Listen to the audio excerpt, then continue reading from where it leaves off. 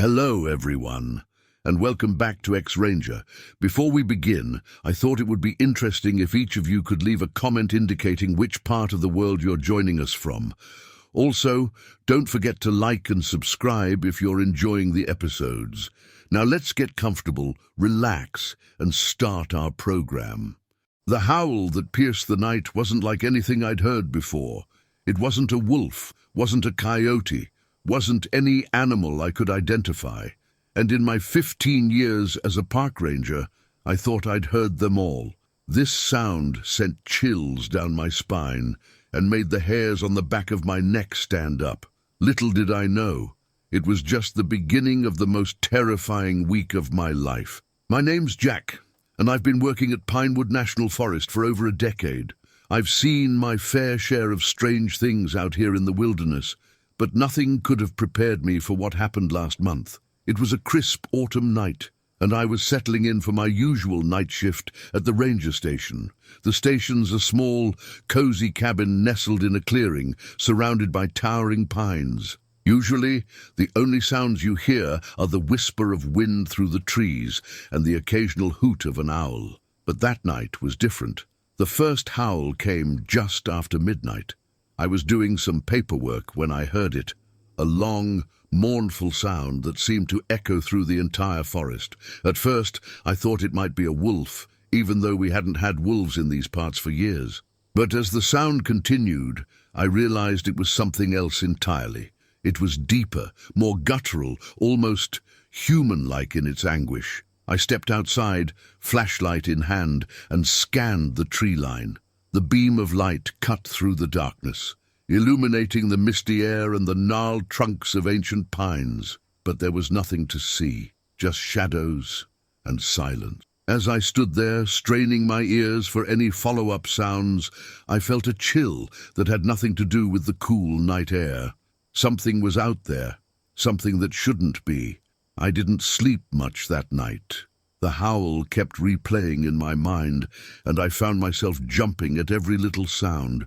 When dawn finally broke, I was relieved to see the familiar golden light filtering through the trees. Daylight always has a way of making the fears of the night seem silly, but my relief was short-lived. As I began my morning patrol, I noticed something odd near the edge of the clearing. At first, I thought it was just a depression in the soil, maybe from a deer or elk. But as I got closer, I realized these were tracks, big tracks, much bigger than any animal that should be in these woods. The prints were deep, suggesting whatever made them was heavy. They were roughly oval-shaped, about 15 inches long and 8 inches wide. What struck me most was the clear impression of 5 toes, or were they fingers, at the end of each print. They weren't bear tracks, that's for sure. Bears have distinctive, round prints with claw marks. These were something else entirely. I took some photos and measurements, trying to convince myself there must be a logical explanation. Maybe it was a hoax, some campers playing a prank.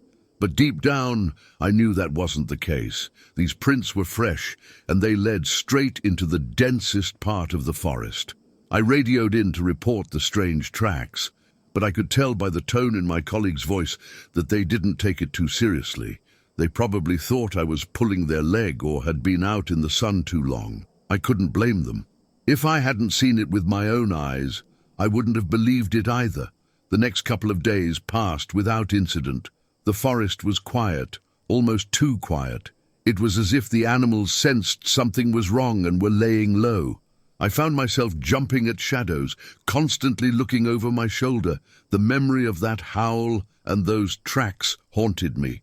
It was on the 4th night that things took a turn for the worse. I was woken up in the middle of the night by a commotion outside. It sounded like something was rummaging through the dumpsters behind the station. My first thought was bears. We'd had problems with them before. I grabbed my flashlight and bear spray and cautiously opened the door. What I saw next will stay with me for the rest of my life. Illuminated in the beam of my flashlight was a creature unlike anything I'd ever seen. It was huge, at least 8 feet tall, and covered in dark, matted fur. For a split second, I thought it might be a bear standing on its hind legs, but then it turned and looked at me. Its face was like a nightmare version of a wolf's. Long snout, pointed ears, yellow eyes that reflected my flashlight beam. But there was something disturbingly human about its features too. The way it stood, the shape of its body, the dexterity of its hands as it dropped the trash it had been sorting through. For a moment, we just stared at each other. I was frozen in place, my mind refusing to process what I was seeing. The creature let out a low growl, baring teeth that gleamed wickedly in the flashlight beam. Then, in a movement so fast I could barely follow, it turned and bounded into the forest on all fours. I stood there for what felt like hours, my heart pounding in my chest, trying to make sense of what I'd just seen. It wasn't until the first light of dawn that I managed to shake myself out of my stupor and call for backup. The next day was a blur of activity. Wildlife officials, local police, even a couple of guys in suits who looked like they were from some government agency. They all descended on the station. I told my story over and over, each time feeling like I sounded crazier and crazier. They searched the area, took casts of the tracks I'd found earlier, and collected hair samples from the dumpster. But as the day wore on, I could tell they were skeptical. The tracks could have been faked, they said. The hair samples were inconclusive, and as for what I saw, well, it was dark. I was tired. It could have been a bear or even a person in a costume. They didn't say it outright, but I could see it in their eyes. They thought I was losing it. I might have started to doubt myself too, if it wasn't for what happened next. As the officials were packing up to leave, one of the local hunters came tearing into the station. He was pale as a ghost, his hands shaking as he told us what he'd found. About 5 miles into the forest, in a clearing that was usually popular with deer, he'd stumbled upon a scene of carnage. 3 deer carcasses, ripped apart in a way he'd never seen before. It wasn't the work of a bear or a mountain lion. The bodies had been torn limb from limb, partially eaten, and then arranged in a bizarre pattern. I went with the officials to check it out. The clearing was a nightmare come to life. The ground was soaked with blood, bits of fur and flesh scattered everywhere. The deer had been literally pulled apart, their strong legs wrenched from their sockets with incredible force. But it was the arrangement that chilled me to the bone. The remains had been placed in a crude circle, with the heads positioned to face inward. As we stood there, trying to make sense of the grisly scene, I heard one of the suited men mutter something about territorial marking. When I asked him what he meant, he clammed up, but I could see the worry in his eyes. Whatever had done this, it wasn't just killing for food, it was sending a message. The officials doubled down on their efforts after that. They set up camera traps throughout the forest and brought in tracking dogs. But the dogs wouldn't go near the clearing. They just whined and pulled at their leashes, trying to get away. And the cameras, every single one of them was found smashed to pieces within days. For the next week, an uneasy quiet fell over the forest. It was as if everything was holding its breath, waiting. We heard the howls at night, always distant, always moving. A couple of hikers reported seeing a large, dark shape moving through the trees, but it was always gone by the time anyone could investigate. Then, as suddenly as it had started, it all stopped. The howls ceased, the tracks vanished, and the forest slowly returned to normal. The officials packed up and left, writing it all off as a series of unexplained incidents, probably caused by a rogue bear or mountain lion. But I know what I saw that night. I know what's out there in the darkness of the forest, and I know that someday, when we least expect it, it will return. Because this is its territory now, and we're just visitors. Every night, as I sit in my station and listen to the sounds of the forest, I find myself straining to hear that howl again. Part of me hopes I never do, but another part, a part I'm not proud of, is curious. What is it? Where did it come from? And most importantly, will we be ready when it decides to make itself known again? One thing's for certain, I'll never look at the forest the same way again, because now I know that sometimes the monsters from our nightmares are real, and they're closer than we think. Story 2. There are certain things that come with the job of a park ranger. Long days in isolation, the unpredictable weather, the occasional lost hiker. You get used to it. But nothing, and I mean nothing, prepares you for the silence. It's the kind of silence that seeps into your bones, a deep, unnatural quiet that presses down on you like a weight. Sometimes it feels like the forest itself is holding its breath. On the night in question, I wasn't prepared for the silence. I'd been working the late shift, patrolling the higher trails of the national park. The sun had set a couple of hours before, and the fog had rolled in, thick and heavy, like something alive. It curled around the trees, smothering any sound that might have drifted on the wind. The forest felt claustrophobic, and the darkness was impenetrable. Even my flashlight struggled against it. I was heading back to the ranger station, taking the long, winding path down from the ridge. It's an old trail, barely used except by the occasional experienced hiker. Most people stick to the well-marked paths, but I knew this one like the back of my hand. I'd walked it countless times, even in worse conditions. I wasn't worried, at least, not at first. That changed when I heard it. A snap. Something subtle but distinct. The sound of a branch breaking, not too far away. My first thought was a deer, maybe an elk. They move through these woods all the time, their weight easily snapping the undergrowth. But it was more than that. There was a heaviness to the air now, something thick with tension. I stopped in my tracks, scanning the fog-drenched woods with my flashlight. The beam flickered off tree trunks and damp leaves, catching little glimmers of moisture on the forest floor, but nothing else. The sound of my own breathing filled my ears. There was another snap, closer this time. "Hello," I called out, half expecting a lost hiker to stumble out from the trees, disoriented by the fog. I waited, holding my breath, but nothing responded, just the dense, suffocating silence. I kept walking, my hand gripping the flashlight tighter. I told myself it was just an animal. I was used to the wildlife out here. Bears, coyotes, mountain lions. I'd dealt with them all before. But this felt different. There was something about the way the sounds were spaced, the deliberate pace, like whatever was out there was following me. The fog swirled thicker around my feet, and the path ahead seemed to stretch on forever. I glanced at my watch.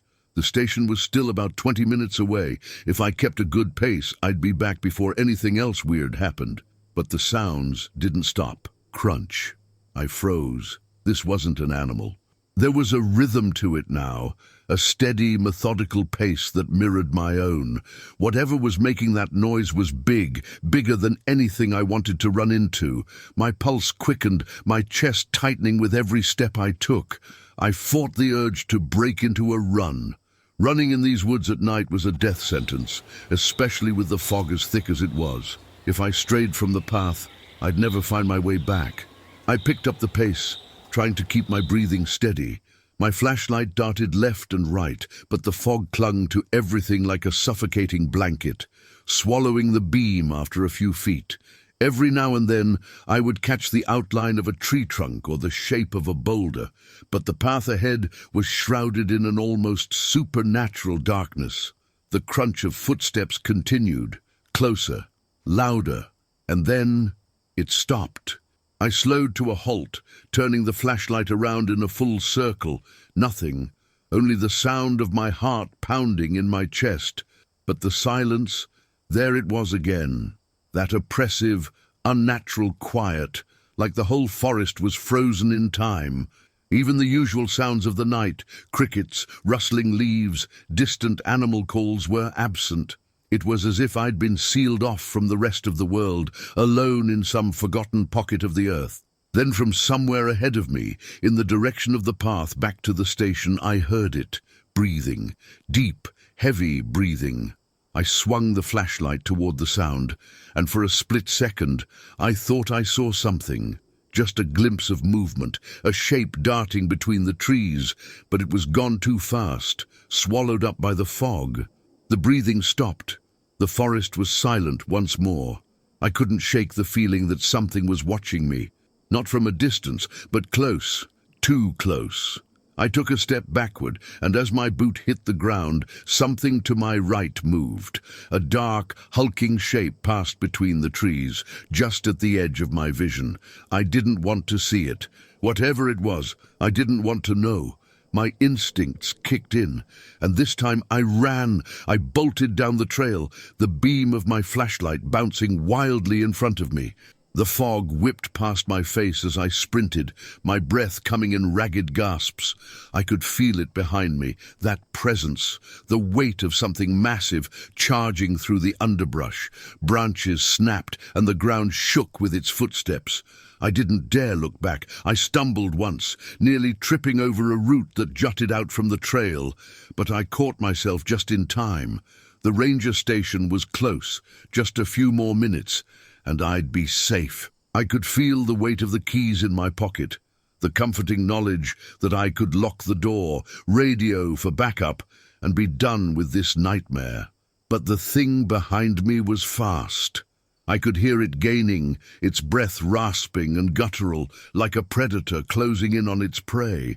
The trees around me seemed to close in tighter, their branches reaching out like skeletal arms.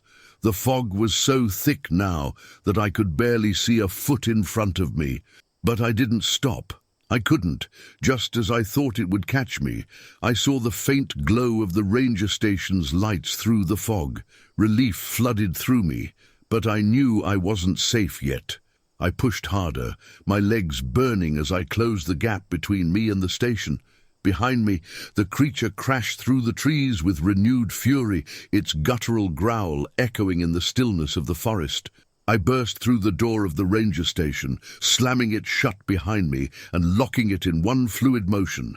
I leaned against it, gasping for breath, my heart pounding so hard I thought it might burst from my chest. For a few seconds, everything was silent. Then I heard it, the deep, heavy breathing just outside the door. It was there, right on the other side, so close I could almost feel its presence through the wood. I turned off the flashlight, hoping that if I stayed quiet, it might go away. The air inside the station felt thick and suffocating, the tension unbearable. I stood there, frozen, waiting. The breathing continued for what felt like an eternity, slow and deliberate. My hand tightened on the doorknob, the cold metal grounding me in the moment, and then, just as suddenly as it had begun, it stopped. Silence. I waited, listening, every muscle in my body tense. The fog pressed against the windows, swirling like something alive, but nothing moved outside. No footsteps, no breathing. I stayed awake the rest of the night, waiting for whatever was out there to come back, but it never did. The next morning, when the fog lifted, I stepped outside to check for any signs of the creature, footprints, broken branches, anything that might explain what had happened. But the ground was untouched. No tracks, no evidence of anything out of the ordinary. The forest was as peaceful as ever. The silence once again the familiar kind, the kind you get used to. But I haven't walked that trail since. Story 3. I'm not one to scare easily. I've been hiking for years, through some of the most remote parts of the country, in all kinds of weather. I've faced down wild animals, gotten lost in the wilderness more than once, and I've always kept my cool. But what happened that winter in the mountains is something I'll never forget. No matter how much I try to rationalize it, I can't shake the feeling that something out there was watching us, something that didn't want us there. It was late January, and my buddy Tom and I decided to tackle a trail we'd been eyeing for a while. We were both experienced hikers, and winter camping was something we enjoyed, a chance to escape the crowds and find some peace. There's something calming about the stillness of the snow-covered wilderness, the way everything seems to slow down, muffled by the white blanket. The trail we chose wasn't well-traveled, especially in the colder months. It led up into the mountains, winding through dense forest before opening up into a wide, snow-covered plateau. We planned to hike for 2 days, camp on the plateau overnight, and then head back down. The weather forecast was clear, cold but manageable. We packed our gear and hit the trail early in the morning, eager for the solitude that only winter hiking could provide. The first day went smoothly. The trail was tough, snow up to our knees in some spots, but nothing we couldn't handle. We moved at a steady pace, the cold air biting at our faces as we trudged through the snow. The trees were bare, their branches heavy with snow, and the only sounds were the crunch of our boots and the occasional gust of wind rustling through the forest. It was peaceful in a way that only the wilderness can be, isolated, quiet, and untouched. As the sun began to set, casting long shadows across the snow, we reached the plateau. It was even more beautiful than we'd imagined, a vast expanse of untouched snow stretching out in front of us, framed by towering mountains in the distance. We set up our tent near a cluster of trees for some shelter from the wind, built a small fire, and settled in for the night. That's when things started to feel off. It began with the footprints. We had just finished dinner, sitting by the fire and enjoying the quiet, when Tom pointed them out. "Hey, look at this," he said, his voice low and uncertain. I followed his gaze to the edge of the clearing, where a set of tracks crossed the snow. They were huge, far bigger than any animal tracks I'd ever seen. They didn't belong to a deer or elk, and they were too big and too far apart to be from a bear. "What the hell?" I muttered, standing up to get a closer look. The tracks were spaced evenly, as if whatever had made them was walking on two legs. They led from the edge of the forest, crossed the clearing, and then disappeared into the woods on the other side. I glanced at Tom. He looked as confused as I felt. "Must be a prank," he said, but there was doubt in his voice. We hadn't seen another soul all day, and the nearest trailhead was miles away. Who would be out here in the middle of nowhere, in the dead of winter, making fake footprints? I shrugged it off, trying not to let it bother me. "Probably just some weird animal tracks," I said, though I wasn't convinced. We stomped out the fire and crawled into the tent, zipping our sleeping bags up tight against the cold, but sleep didn't come easily. I lay there, staring at the roof of the tent, listening to the wind whip through the trees outside. The tracks were nagging at me, but I kept telling myself it was nothing, just some strange animal we hadn't encountered before. Still, every now and then, I would hear something, a faint crack, like a branch snapping in the distance. At some point, I must have drifted off, because I was jolted awake by the sound of something moving outside the tent. It wasn't the wind. I knew the sound of the wind. This was something else, heavy footsteps, slow and deliberate, crunching through the snow just outside. I held my breath, straining to listen. My heart pounded in my chest as the footsteps circled the tent, moving slowly, deliberately. I could feel Tom beside me, lying still, and I knew he was awake too. Neither of us said a word. The steps stopped right outside the tent. For a moment, everything was silent. The only sound was the rapid thudding of my own heartbeat in my ears, and then, whatever it was outside, it let out a low, deep exhale, a sound that sent chills down my spine. It wasn't a human sound, but it wasn't quite animal either. It was something in between, a deep, guttural breath that rumbled in the cold night air. Tom's hand found my arm in the dark, gripping it tightly. I didn't dare move. The steps started again, moving away this time, slow and heavy, until they faded into the distance. I waited, my whole body tense, listening for any sign that it might return. But after a few minutes, the only sound was the wind. Neither of us slept after that. At dawn, we unzipped the tent and stepped out into the cold morning air. The snow was untouched, except for one thing: more footprints. They circled the tent, just as I had heard in the night. They were the same as before, huge, deep, and spaced like something walking on two legs. Whatever had been out there had walked around our tent in the middle of the night, watching us. Tom and I exchanged a look. There was no way we were staying another night out here. We packed up our gear as quickly as possible, our breath hanging in the cold morning air, and started down the trail. Neither of us said much. We just wanted to get out of there. The hike back down was harder than the climb up. The snow felt heavier, the air colder, and every shadow in the woods seemed to hold something lurking just out of sight. I kept glancing over my shoulder, half expecting to see something following us, but the trail behind us was empty. About halfway down, the tracks appeared again. I spotted them first. Huge, deep prints in the snow, crossing the trail in front of us. They were fresh, too fresh, and they led straight into the forest. I stopped, my heart hammering in my chest. "We should keep moving," Tom muttered, not even glancing at the tracks. I didn't argue. We picked up the pace, moving quickly down the trail, but the feeling of being watched never left. The forest seemed darker now, the trees pressing in on us from all sides. Every rustle of the wind, every creak of the branches made my skin crawl. And then, just as we were nearing the trailhead, I heard it again, those slow, deliberate footsteps, moving through the snow just out of sight. I didn't look back, I didn't need to. I could feel it behind me, close but not too close, just far enough to keep me moving. We practically ran the last mile, bursting out of the forest and into the clearing where our car was parked. I didn't stop until I was inside the car, slamming the door shut behind me.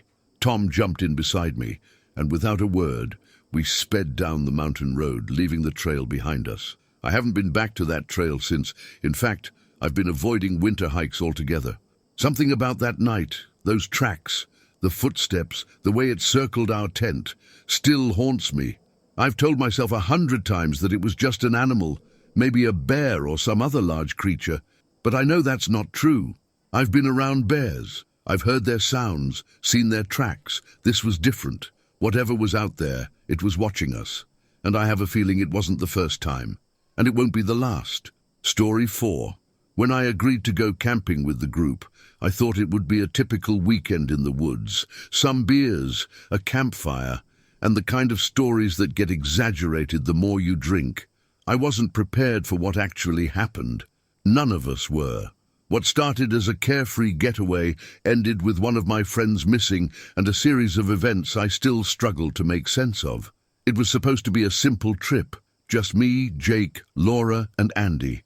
We'd known each other for years, and we'd done this kind of thing before. The plan was to camp in a relatively remote spot, deep enough into the forest to feel away from the world, but not so far that we couldn't get back to civilization in a few hours if we needed to. Andy had found the location online, a beautiful clearing next to a small creek, tucked away at the edge of the national forest, the kind of place that looked like a postcard. We drove up on a Friday afternoon, eager to escape the monotony of the city. The drive was uneventful, long stretches of highway followed by winding back roads that seemed to get narrower the deeper we went into the woods. As we got closer to the campsite, the road turned into little more than a dirt path, bordered by dense trees, no other cars, no people. It was just us and the wilderness. When we finally arrived at the clearing, it was perfect. The creek was shallow and clear, its soft gurgling sound immediately relaxing. The trees formed a natural barrier around the area, giving us privacy and a sense of isolation that was both thrilling and unnerving. We set up our tents, built a fire, and settled in for the night. The first few hours were everything you'd expect, laughing, drinking, and telling stories. It wasn't until after dinner that things started to feel off. Jake had gone off into the woods to take a leak, and he'd been gone longer than usual. At first, we joked about it, how he'd probably tripped over a log or gotten lost in the dark, but as the minutes ticked by, the laughter died down and the worry set in. Andy stood up first, grabbing his flashlight. "I'll go check on him," he said, his tone light, but his face betraying a hint of concern. "He's probably just messing with us." I nodded, watching the beam of his flashlight disappear into the trees. The fire crackled softly, but it wasn't comforting. The woods around us were too quiet. Laura sat beside me, hugging her knees to her chest. "He's fine," she muttered, more to herself than to me. "He's always pulling shit like this." We waited, the silence between us growing heavier by the second. It felt like the forest was listening, like it was holding its breath, waiting for something. I kept glancing toward the trees, hoping to see Andy and Jake coming back, laughing at how we'd worried for nothing. But after what felt like an eternity, Andy came back alone. "No sign of him," Andy said, His voice strained. I called out, but he didn't answer. It's like he just disappeared. That's when the fear really set in. Jake wouldn't just wander off like that, not without messing with us first. And even if he had, we would have heard something. Footsteps, a laugh, anything. But there was nothing. Laura stood up, her voice shaking. We need to find him. We grabbed our flashlights and headed into the woods, calling Jake's name. The light from the fire faded behind us as we ventured deeper, the trees closing in, their branches forming a canopy that blocked out most of the moonlight. Our voices echoed, but there was no response, just the rustling of leaves under our feet and the distant sound of the creek. "Jake!" I yelled, my voice cracking with a mix of frustration and fear. "Come on, man, this isn't funny." No answer, just more silence. Andy kept looking around, his flashlight sweeping back and forth. He couldn't have gone far. These woods aren't that big. But the deeper we went, the less sure I became of that. The trees seemed to stretch on forever, and I realized I had no idea where we were anymore. The sense of direction I usually prided myself on was gone, swallowed by the darkness and the disorienting sameness of the forest. Then we found his backpack. It was lying in the dirt, partially hidden by some fallen leaves, as if it had been dropped in a hurry. I knelt down, my heart pounding as I picked it up. There was nothing wrong with it, no rips, no signs of a struggle, just Jake's stuff, abandoned in the middle of nowhere.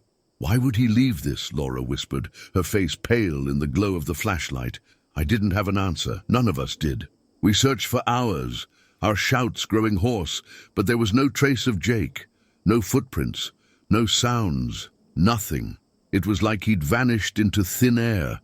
Eventually, we had no choice but to head back to the campsite. By the time we returned, the fire had burned down to embers, casting a faint orange glow over the clearing. No one slept that night. We sat by the dying fire, huddled together, too scared to venture back into the woods, but too anxious to leave. Every rustle of the trees, every snap of a twig sent us into a panic, our eyes darting to the darkness beyond the firelight. We whispered theories to each other, trying to make sense of what had happened. Maybe he'd gotten lost. Maybe he'd fallen into the creek. Maybe. But deep down, I knew something was wrong. Jake wouldn't just disappear like that.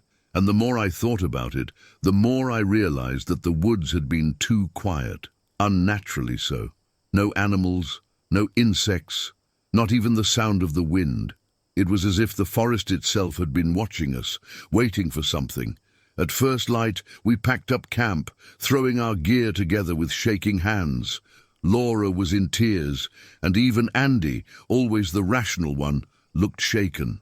We didn't talk much as we hiked back to the car. The forest seemed different in the daylight, less threatening, but no less eerie.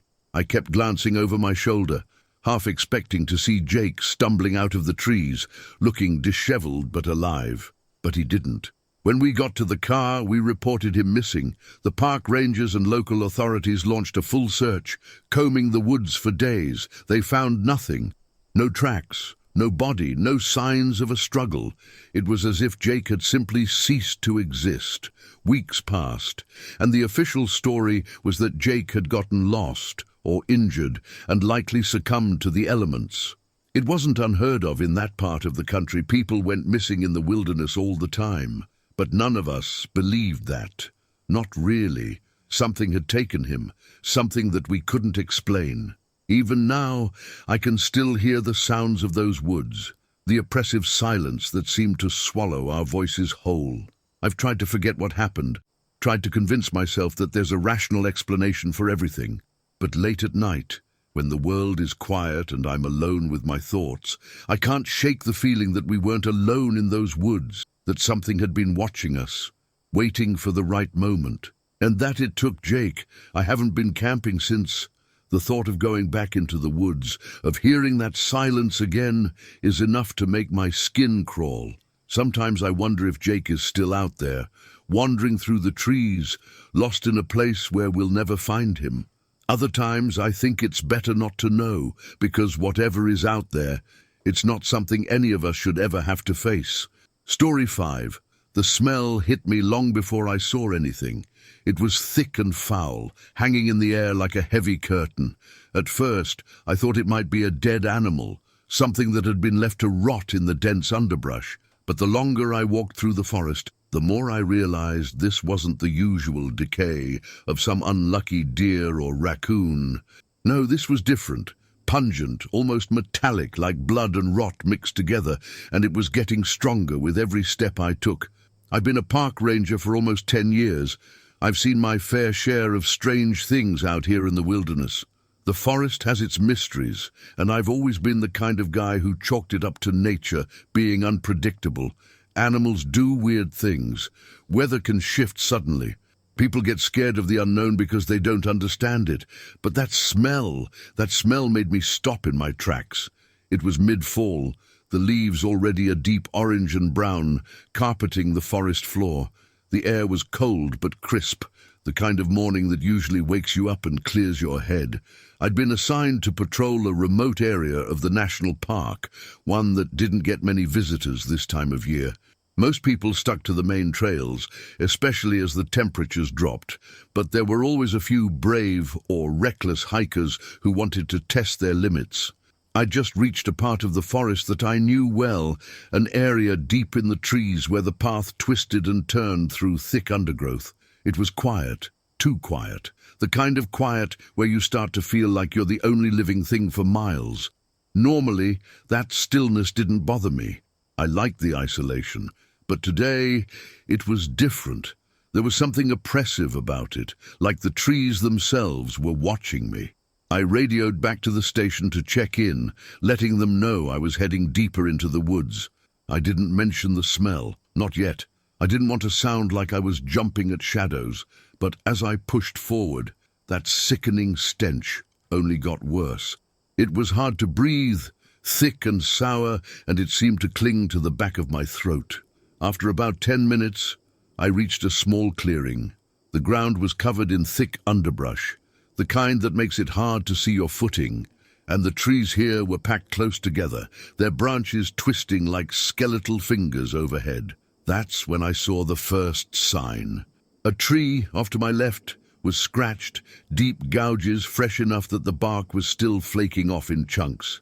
I knelt down, tracing my fingers along the grooves.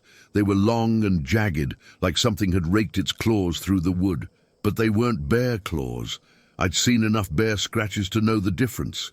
These were deeper, wider, and spaced further apart. That's when the hairs on the back of my neck stood up. I stood quickly, scanning the tree line, my hand instinctively moving to the canister of bear spray at my side. The forest was still eerily quiet. No birds, no rustling leaves, no signs of life. It was as if the whole area was holding its breath, waiting. I stepped further into the clearing, careful to watch my footing. The smell was overwhelming now, almost nauseating. I was about to turn back, figuring I'd report the strange scratches and let it go, when I saw something glinting in the morning light just ahead. It was fur, matted, thick fur caught on the rough bark of a nearby tree, hanging like it had been ripped off in chunks. I walked over, crouching down to get a closer look. The fur was dark, almost black, but it was coarse. Not like the fur of any animal I'd ever encountered in these parts. It didn't look like bear fur or any large mammal I was familiar with. I reached out to touch it, but the moment my fingers brushed against it, a low, deep growl echoed from somewhere behind me. I froze. It wasn't the growl of a bear. It wasn't even the sound of a mountain lion or coyote. It was deeper, more guttural, and it sent a shiver down my spine. Slowly I stood, my heart thudding in my chest as I turned around, scanning the trees for any movement.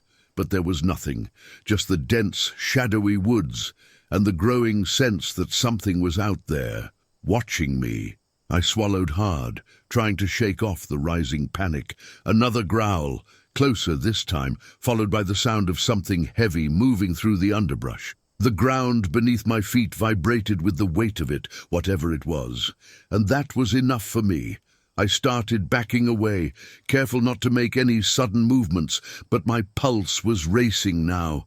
I could feel my breath coming in short, shallow gasps. Then, just as I was about to turn and make a break for the trail, I saw it. At the edge of the clearing, half obscured by the trees, something large shifted. It was too quick for me to make out any details, just a hulking shape moving silently through the shadows, disappearing between the trees. I blinked, trying to convince myself it was just my imagination. Maybe it was just a trick of the light, the way the shadows played off the trees, but I knew better. The smell was unbearable now, and my instincts were screaming at me to leave. Whatever it was, I didn't want to see it up close. I started moving faster, my hand gripping the bear spray tightly, though I doubted it would do much good against whatever was lurking out there. Every step I took felt like a gamble, like something was about to leap out from the trees at any second. The growling stopped, but the silence that followed was even worse. It was as if the entire forest had gone still, waiting for something to happen. My heart pounded in my ears as I retraced my steps back toward the main trail, moving faster now, my eyes darting between the trees. Then, just as I was about to reach the trailhead, I heard it again, a deep, throaty snarl that echoed through the woods, followed by the unmistakable sound of something crashing through the underbrush, coming toward me. I didn't wait to see what it was. I ran.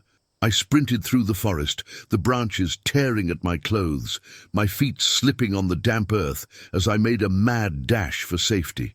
The trees blurred around me, but I didn't stop. The only thing that mattered was putting as much distance between me and whatever was chasing me as possible. I could hear it behind me, its heavy footsteps pounding the ground, the underbrush snapping under its weight. It was fast, faster than I expected, and I could feel it gaining on me. My lungs burned, my legs screamed, but I pushed harder, my mind consumed with a single, primal instinct: survive. Just when I thought it was about to catch up to me, the trees thinned, and I burst out onto the main trail. I didn't stop running until I could see the ranger station up ahead, the small wooden building that now seemed like the only safe place in the world. I stumbled inside, slamming the door behind me, my chest heaving as I gasped for air. For a few minutes, I just stood there, trying to calm my racing heart, listening to the deafening silence that followed me. Whatever it was, it had stopped. I was safe, for now. I radioed in my report, but I left out the part about the creature. No one would believe me anyway. They'd say it was a bear, or a mountain lion, or some other animal I'd misidentified in my panic. But I know what I heard, I know what I smelled, and I know that whatever's out there, it's still waiting. Story 6. The sound of splintering wood jolted me awake, my heart pounding in my chest. For a moment I thought I was dreaming, but then I heard it again, a sharp crack that echoed through the stillness of the night. Something was out there, something big, and it was circling our campsite. My name's Sarah, and I've been an avid camper for most of my life. I thought I'd seen it all. Bears, mountain lions, even a moose once. But nothing could have prepared me for what happened on that fateful camping trip last summer. It was supposed to be a relaxing weekend getaway. My boyfriend, Mike's, and I had planned this trip for months. We'd found a secluded spot deep in the Cascade Mountains, far from the usual tourist trails, the kind of place where you could really lose yourself in nature. The first day had been perfect. We'd hiked through pristine forests, marveling at the towering evergreens and the crystal-clear streams. As the sun began to set, we set up our campsite in a small clearing. Mike got a fire going while I prepared our dinner. We ate under a canopy of stars, feeling like we were the only people in the world. It wasn't until we were getting ready for bed that I first felt something was off. The forest had gone eerily quiet. No crickets chirping, no owls hooting. Just an oppressive silence that seemed to press in on us from all sides. "Do you hear that?" I whispered to Mike as we crawled into our tent. He paused, listening. "I don't hear anything." "Exactly," I said. "And it's too quiet." Mike shrugged it off, attributing it to the change in altitude or the unfamiliar surroundings. But I couldn't shake the feeling that we were being watched. It must have been around 2 a.m. when the first crack jolted me awake. I sat up, my sleeping bag pooling around my waist, and held my breath. For a few seconds, there was nothing but silence. Then I heard it again, the unmistakable sound of a branch breaking under something heavy. "And Mike," I hissed, shaking him awake. "There's something out there." He was instantly alert, years of camping experience kicking in. We sat in tense silence, straining our ears. The sounds continued, circling our campsite. Whatever it was big, and it was methodically checking out our entire perimeter. "Maybe it's a bear," Mike whispered, but I could hear the doubt in his voice. We both knew bears didn't move like that, didn't deliberately circle a campsite like this. The footsteps stopped right outside our tent. I could hear heavy breathing like a large animal panting, but there was something off about it, something almost human. Mike reached for the flashlight, his hand trembling slightly. "I'm going to take a look," he said. I wanted to stop him, to tell him it was a bad idea, but before I could say anything, he unzipped the tent flap and shone the light outside. For a split second, I saw it. A massive silhouette, easily 7 or 8 feet tall, standing on 2 legs. It wasn't a bear. It wasn't anything I recognized. And then, faster than should have been possible for something that size, it was gone, disappearing into the trees with barely a sound. Mike zipped the tent shut, his face pale in the flashlight beam. "Did you see that?" he asked, his voice barely above a whisper. I nodded, unable to find my voice. We spent the rest of the night huddled together, jumping at every sound, the flashlight clutched in Mike's white-knuckled grip. As the first light of dawn filtered through the trees, we cautiously emerged from our tent. The campsite looked undisturbed at first glance, but as we looked closer, we noticed things were off. Our backpacks, which we'd left leaning against a tree, had been moved. The remnants of our fire had been scattered, and then we saw the tracks. They circled our entire campsite, just as we'd heard during the night. But these weren't bear tracks, or any animal prints I'd ever seen. They were huge, easily 15 inches long, with 5 distinct toe marks, and they were bipedal. Whatever had made them had been walking on 2 legs. Mike and I exchanged glances, the reality of what we'd experienced sinking in. Without a word, we started packing up camp. We needed to get out of there, fast. As we were rolling up the tent, I noticed something that made my blood run cold. On the trunk of a nearby tree, about 7 feet up, were 3 deep gouges, claw marks, far too high to have been made by a bear. We practically ran down the trail, our packs bouncing uncomfortably on our backs. Every snapping twig, every rustle of leaves made us jump. I kept expecting to see that massive silhouette again, watching us from between the trees. It wasn't until we reached the ranger station that we finally felt safe enough to talk about what had happened. The ranger listened to our story with a skeptical expression, but when we mentioned the tracks and the claw marks, something changed in his eyes. "You're not the first to report something like this," he said slowly, as if choosing his words carefully. "We've had a few incidents over the years. Nothing confirmed, of course." He took down our report and promised to send a team to check out the area, but as we drove home, I couldn't shake the feeling that we'd stumbled into something bigger than we realized. Over the next few weeks, Mike and I tried to rationalize what we'd seen. Maybe it was a bear that had learned to walk on its hind legs. Maybe it was some kind of elaborate prank. But deep down, we knew the truth. We'd encountered something that night, something that wasn't supposed to exist. We scoured the internet for similar stories, and we found more than we expected.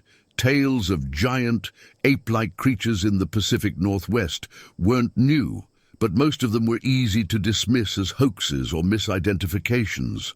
But now, having seen it with our own eyes, these stories took on a new significance. About a month after our camping trip, we received a call from the ranger station. They'd investigated our campsite and found the tracks and claw marks, just as we described, but there was more. They'd set up trail cameras in the area, hoping to catch a glimpse of whatever was out there. Most of the footage showed nothing out of the ordinary: deer, raccoons, the occasional bear. But there was one clip, captured in the dead of night, that made my hair stand on end. It was only a few seconds long, and the image was blurry, but it clearly showed a large, bipedal figure moving through the trees. It was exactly like what we'd seen that night. The ranger swore us to secrecy, saying they needed to investigate further before going public with the footage. But he did tell us one thing that stuck with me ever since. Whatever's out there," he said, "it's been here a lot longer than us, and it'll probably be here long after we're gone. This is its home, and we're just visitors." Since that night, I've never looked at the forest the same way. Every camping trip, every hike, I find myself scanning the trees, half expecting to see that massive silhouette again. I've become hyper-aware of the sounds of the forest, always listening for that telltale crack of breaking branches. Mike and I still camp, still hike. We love the outdoors too much to give it up, but we're more cautious now. We stick to well-traveled trails, camp in designated areas, and we always make sure we're not the last ones in the campground. Sometimes, on particularly dark nights when the wind is whispering through the trees, I think back to that night. I remember the heavy breathing outside our tent, the impossibly fast movement of something that big. And I wonder, what if it had decided to do more than just circle our camp? What if it had decided we were intruders that needed to be dealt with? I don't have answers to these questions, and part of me doesn't want them. Some mysteries, I've learned, are better left unsolved. But I do know this: there are things out there in the wilderness that defy explanation, things that remind us that for all our technology, all our progress, we're still just guests in this world. So the next time you're out in the woods and you hear a strange sound in the night, or see a shadow that seems too big to be real, remember my story. Remember that sometimes the legends are true, and sometimes the monster in the dark is all too real. Story 7. The moment I looked at the photos on my camera's display, I knew my life would never be the same. What I had captured in those grainy, slightly out-of-focus images defied explanation. It wasn't just another bear or known wildlife. It was something else entirely, something that shouldn't exist. My name is Alex, and I'm a nature photographer. For the past decade, I've trekked through some of the most remote wilderness areas in North America, capturing images of elusive wildlife and breathtaking landscapes. But nothing in my years of experience could have prepared me for what I encountered in the dense forests of the Pacific Northwest last fall. It was supposed to be a routine assignment. A wildlife magazine had commissioned me to document the changing colors of the old-growth forests in a particularly remote area of the Cascade Range. The location was perfect, miles from the nearest town, with no cell service and barely their trails. Just the kind of untouched wilderness I love to photograph. I'd been in the forest for about a week, slowly making my way deeper into the backcountry. The colors were spectacular, vibrant reds and golds mixed with the deep greens of the evergreens. But as beautiful as the scenery was, I couldn't shake the feeling that something was off. It started with little things: broken branches too high up for any known animal in the area to reach, strange, musky scents that didn't match any creature I was familiar with. And the silence. There were times when the forest would go completely quiet, as if every living thing was holding its breath. On the 8th day of my trip, I decided to set up a series of trail cameras. I'd been hearing odd noises at night, not quite a howl, not quite a roar, and I was curious to see what might be making them.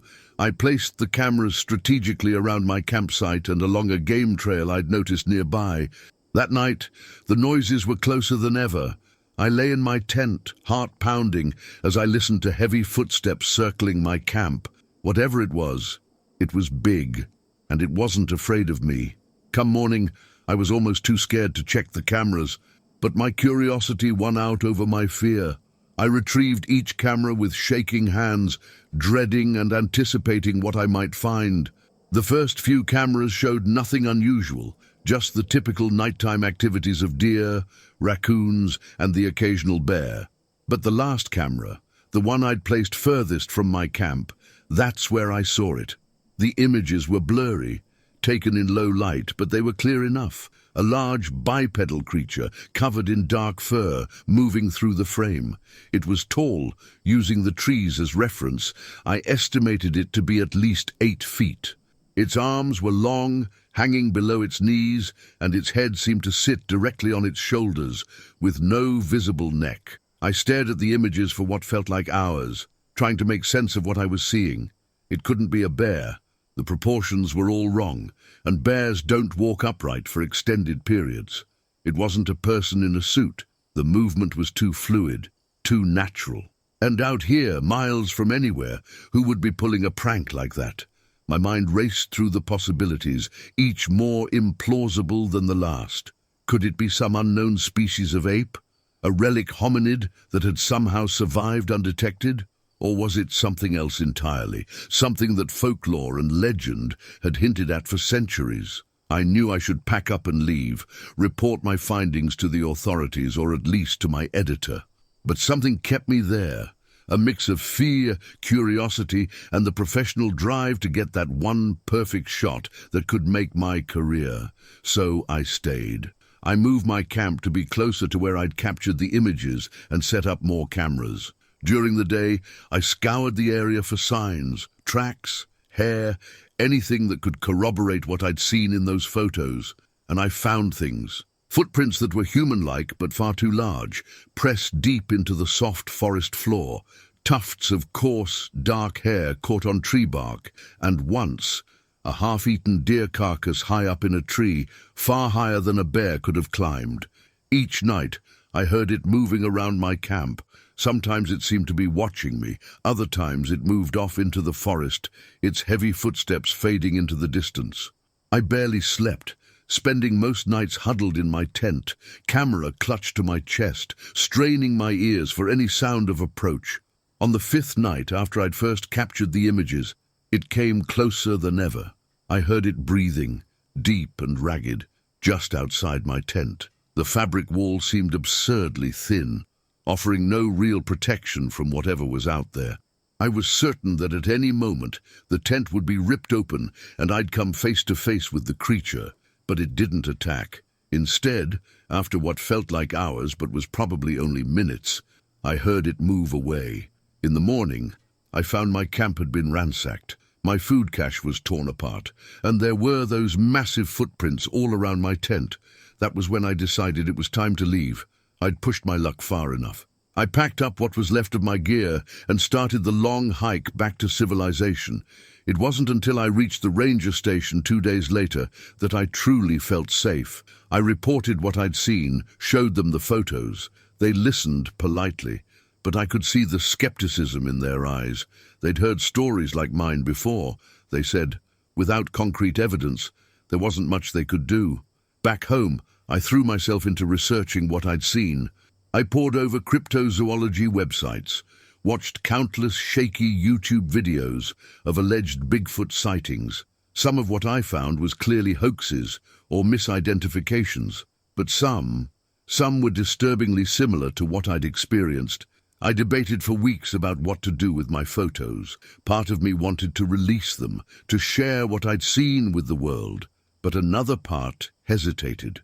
I knew how the internet worked, knew how quickly things could spiral out of control, and deep down, I think I was afraid of the scrutiny, the disbelief, the ridicule, and maybe, just maybe, afraid of what might happen if people believed me.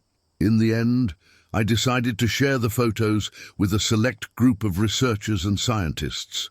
Their reactions were mixed. Some dismissed the images outright, claiming they were too blurry to be of any scientific value. Others were more intrigued, seeing in my photos the potential for a major discovery. One researcher, a primatologist from a prestigious university, was particularly interested. She asked detailed questions about my experience, about the behavior I'd observed. She told me that while she couldn't endorse the idea of an unknown hominid species publicly, my account matched with other, similar reports she'd investigated over the years. There's something out there, she told me in a hushed voice during one of our conversations. Something that science hasn't classified yet. Whether it's a new species of ape, A remnant population of some prehistoric human relative, or something else entirely? I don't know. But I believe you saw something real." Her words both reassured and unsettled me. On one hand, it was a relief to have someone take me seriously. On the other, it opened up a world of possibilities that were frankly terrifying to contemplate. In the months since my encounter, I've struggled to return to my normal life. Every time I'm out in the wilderness, I find myself scanning the tree line, jumping at every snapped twig or rustle of leaves. I've turned down assignments in areas too remote, too wild. The thrill of isolation that once drew me to nature photography has been replaced by a wary caution, but I can't stay away entirely. There's a part of me that hopes, maybe even expects, to see that creature again, to capture that one crystal-clear image that would prove to the world that there are still mysteries out there, still unknowns lurking in the dark corners of our maps. I don't know if I'll ever fully understand what I saw in those woods. Maybe it was a known animal that my fear-addled mind transformed into something more fantastic. Maybe it was, as some have suggested, an elaborate hoax that I fell for. Or maybe, just maybe, it was something that science has yet to explain, a creature that has managed to survive on the fringes of our expanding world. Whatever the truth, I know this. Those blurry photos on my camera changed me. They opened my eyes to the possibility that our world is bigger, stranger, and more mysterious than we like to admit. And whenever I find myself in the deep woods now, I keep my camera ready, because you never know what might be watching from just beyond the reach of your flashlight beam. Story 8. There's something eerie about finding claw marks on a tree when you're miles away from civilization. At first, you think it's just another natural occurrence, something caused by a bear or a cougar, but then the doubts creep in. Something about the width of the marks, the depth, the angle, they don't sit right with you. That's what happened to us, on what was supposed to be a simple weekend hike, far from the noise of the city. It was a sunny autumn morning when we set out, me, Jen, and Carlos. The three of us had planned this trip for months, waiting for the perfect time when the leaves would turn and the trail wouldn't be packed with other hikers. The air was crisp, the kind that wakes you up and makes you feel alive, and the sky was an endless stretch of blue. Everything seemed perfect, like the kind of peaceful getaway we'd been dreaming of. We were halfway up the trail, somewhere between the tree line and the first ridge, when Jen spotted it. "Hey, check this out," she called, her voice laced with curiosity. Carlos and I turned to see her standing by a large pine tree, her hand hovering just over the bark. As we approached, I could see why she'd stopped. There were deep, jagged marks gouged into the trunk, long and parallel, like something with claws had raked them through the bark. "Bear," Carlos suggested, though his voice wasn't as confident as usual. I frowned, stepping closer to examine the marks. They were too wide to be a bear's, and something about the depth, how clean the cuts were, made my stomach churn. I'd seen bear marks before. These were different. The slashes were spaced further apart, almost like fingers, and they ran much higher up the tree than any bear I'd ever seen. "Maybe," I muttered, trying to shake off the unease, "but a big one, if it was." Jen ran her fingers near the marks but didn't touch them, her brow furrowed in thought. "It's fresh. The bark's still damp where it's been clawed off." That was true. The sap was just beginning to ooze, and there was a faint, raw scent of pine in the air. Whatever had made those marks hadn't done it long before we showed up. "Let's keep moving," I said, more to break the tension than anything else. I didn't want to stand there any longer, staring at those impossible claw marks. Carlos and Jen nodded, and we continued up the trail, but the mood had shifted. The chatter between us died down, replaced by a shared sense of unease. The forest, which had felt peaceful just a few minutes earlier, now seemed oppressive. The trees crowded in on either side of the trail, their branches thick with shadows, and every snap of a twig or rustle of leaves made my skin prickle. After a while, we reached a small clearing where the trees opened up, revealing a breathtaking view of the valley below. We stopped to catch our breath and admire the scenery. but none of us were as relaxed as we should have been. The claw marks lingered in our minds, unspoken but present. "I'm probably just being paranoid," Jen said suddenly, breaking the silence. "But something about those marks, it just doesn't feel right." Carlos nodded, his usually laid-back demeanor noticeably tense. "Yeah, man, they were weird, like not natural." I didn't say anything, but I agreed. There was something about those slashes that gnawed at me, a small voice in the back of my mind whispering that we shouldn't be here. But I wasn't about to admit that out loud. Not yet.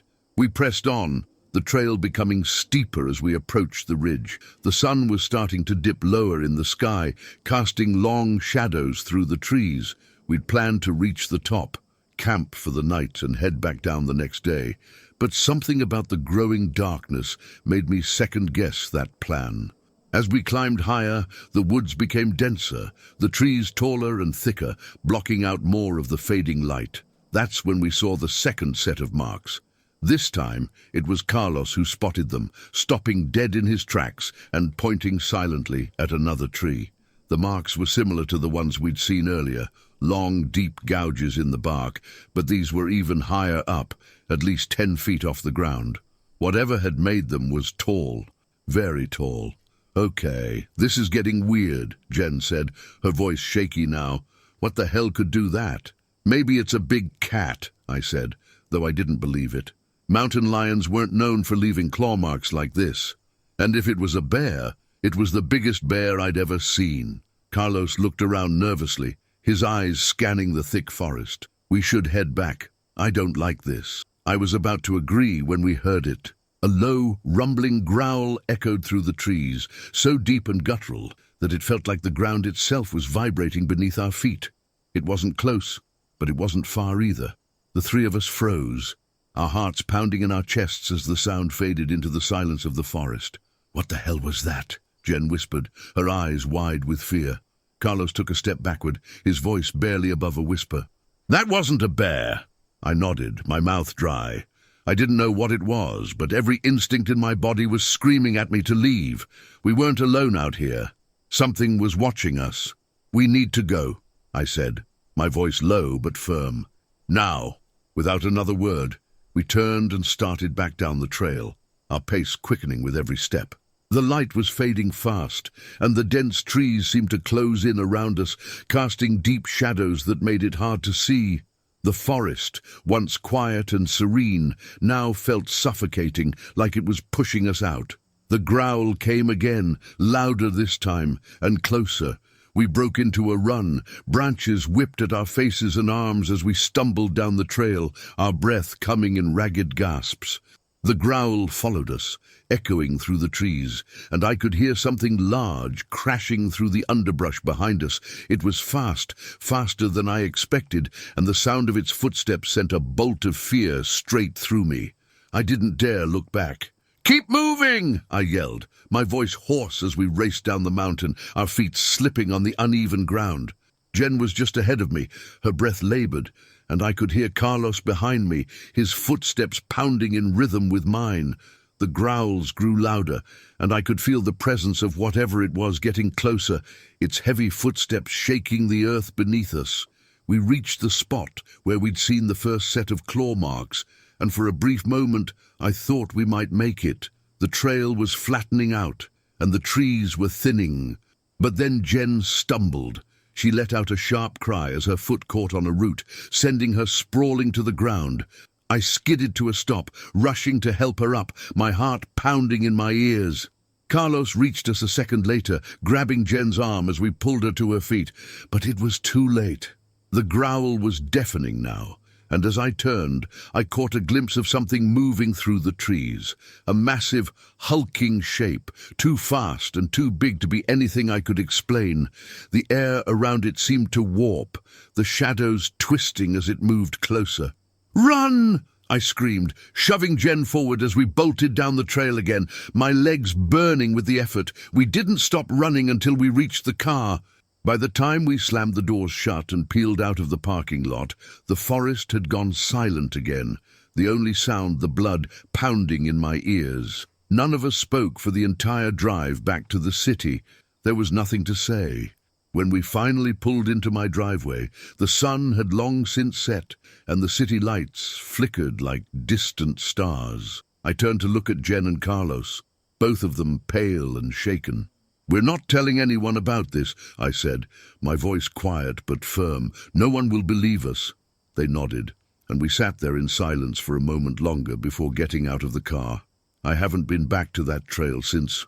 Sometimes, when I'm lying in bed late at night, I can still hear that growl, deep and primal, echoing in the back of my mind. I don't know what we encountered out there, but I know one thing for sure. There's something in those woods. Something that doesn't want to be found. Story 9. The first thing I noticed was the smell. Musty, wild, with an undercurrent of something metallic, like old pennies left in the sun. It hit me as soon as we pushed open the cabin door, and I knew right then that we'd stumbled onto something we weren't meant to find. I'm Jake, and I've been hunting in these woods since I was old enough to hold a rifle. My buddy Mark and I have been coming up here every fall for the past decade, chasing deer through the colorful autumn forests. We thought we knew every inch of these mountains. But that day, we realized just how wrong we were. It was the third day of our annual hunting trip. The weather had taken a turn for the worse, with a cold drizzle setting in and a thick fog rolling through the trees. We'd been trudging through the underbrush for hours without seeing so much as a squirrel when Mark spotted it. A dilapidated old cabin, half hidden by overgrown bushes and low-hanging branches. "Hey, Jake!" Mark called out, pointing through the mist. "You ever seen that before?" I squinted in the direction he was pointing. At first, all I could see was more trees and fog, but then I caught a glimpse of weathered wood and a sagging roof. "Nah, man, never noticed it before. Want to check it out?" Mark nodded, and we made our way towards the structure. As we got closer, I could see just how old and run down it was. The wood was grey with age, the windows were broken or boarded up, and the roof looked like it might cave in at any moment. It had the feel of a place that had been abandoned for decades. We approached cautiously, our hunting instincts kicking in. Something about the cabin felt off, though I couldn't put my finger on what exactly. Maybe it was the unnatural silence that seemed to surround it, or the way the fog seemed to cling to its walls. The door was slightly ajar, creaking ominously in the light breeze. I exchanged a glance with Mark, seeing my own apprehension mirrored in his eyes, but curiosity got the better of us, and I reached out to push the door open wider. That's when the smell hit us. It was overwhelming, a mix of decay and something wild and animal. We both recoiled, but after a moment steeled ourselves and stepped inside. The interior of the cabin was a single room, dimly lit by the grey light filtering through the dirty windows. It was sparsely furnished, a rickety table, a couple of chairs, and an old iron stove in one corner. But it was the walls that caught our attention. Long, deep scratches ran from floor to ceiling, gouging into the wooden planks. They weren't the random marks you might expect from years of neglect. These were deliberate, almost methodical, and they were everywhere. "What the hell could have done this?" Mark whispered, running his fingers along one of the deeper grooves. I shook my head, at a loss for words. The marks were too high and too deep to have been made by any animal I knew. A bear, maybe, if it had been standing on its hind legs. But even then, the pattern was all wrong. As my eyes adjusted to the gloom, I noticed other details. Scattered across the floor were small animal bones, picked clean. In one corner, a pile of what looked like fur or hair, and on the table, incongruously, a half-empty can of beans that looked relatively fresh. "Someone's been here recently," I said, picking up the can. It wasn't rusty, and the label was still bright. Mark nodded, his face pale. "Yeah, but who, and where are they now?" A sound from outside made us both jump. It was faint, barely audible over the patter of rain on the roof, a low, rumbling growl that seemed to come from everywhere and nowhere at once. We froze, hardly daring to breathe. The growl came again, closer this time. Whatever was making that sound, it was big, and it was angry. Without a word, we both moved towards the door. But as I reached for the handle, I noticed something that made my blood run cold. There, on the inside of the door, were 5 deep gouges, claw marks, unmistakably, and they were on the inside of the door, as if something had been trying to get out. The growl came again, even closer now. We could hear heavy footsteps, the sound of branches breaking under significant weight. "The window," Mark hissed, pointing to a small opening on the far side of the cabin. It was our only chance. The thing outside, whatever it was between us and the door. We moved as quietly as we could, acutely aware of every creak of the floorboards beneath our feet. The window was small, barely big enough for a man to squeeze through, but it was our only option. Mark went first, wriggling through the narrow opening. I handed him our rifles, then started to follow. But as I was halfway through, I heard it. A heavy thud on the cabin's porch, followed by the sound of sniffing. Whatever was out there, it had found us. I scrambled through the window, barely feeling the splinters that dug into my skin. As soon as my feet hit the ground, Mark and I took off running. We crashed through the underbrush, not caring about the noise we were making, driven by pure animal fear. Behind us, I heard a roar that shook the trees. It wasn't like anything I'd ever heard before. Not quite a bear, not quite a wolf, but something in between and 10 times as terrifying. We ran until our lungs burned and our legs felt like jelly. Only then did we slow down, gasping for breath, to listen. The forest around us was silent. Whatever had been at the cabin hadn't followed us. Or if it had, it was being very, very quiet. What was that?" Mark panted, his face ashen. I shook my head, still trying to process what we'd seen and heard. "I don't know, man, I don't know." We made our way back to our campsite in a daze, jumping at every sound, half expecting to see a monstrous shape lunging at us from behind every tree. But nothing came. By the time we reached our tent, the sun was setting, casting long shadows through the forest. That night, huddled in our tent with our rifles close at hand, we tried to make sense of what we'd experienced. We went over every detail, every sound and smell, trying to find a rational explanation. "Maybe it was a bear," Mark suggested half-heartedly, "a really big bear." But we both knew that wasn't true. The claw marks, the growls, the sheer sense of otherworldly menace, it all added up to something we couldn't explain, something that shouldn't exist. We cut our trip short the next morning, packing up camp at first light and heading back to civilization. We debated whether to report what we'd seen to the local authorities, but decided against it. Who would believe us? We barely believed it ourselves. In the weeks and months that followed, I found myself obsessively researching local legends and folklore. I read about skinwalkers and wendigos, about ancient creatures that were said to roam the deep woods. Some of the stories were eerily similar to what we'd experienced. Mark and I have been back to those woods since then. We're drawn to them, I think, by a mix of fear and fascination. We've never found that cabin again, though we've looked. It's as if it vanished into the mist, leaving behind nothing but memories and nightmares. But sometimes, when the wind is right, I swear I can still hear that growl echoing through the trees, and I know, deep in my bones, that something is out there. Something old, something primal, something that doesn't want to be found. We still hunt, Mark and I, but now we're more cautious, more aware. We don't stay out after dark, and we always make sure we have a clear path back to our vehicle.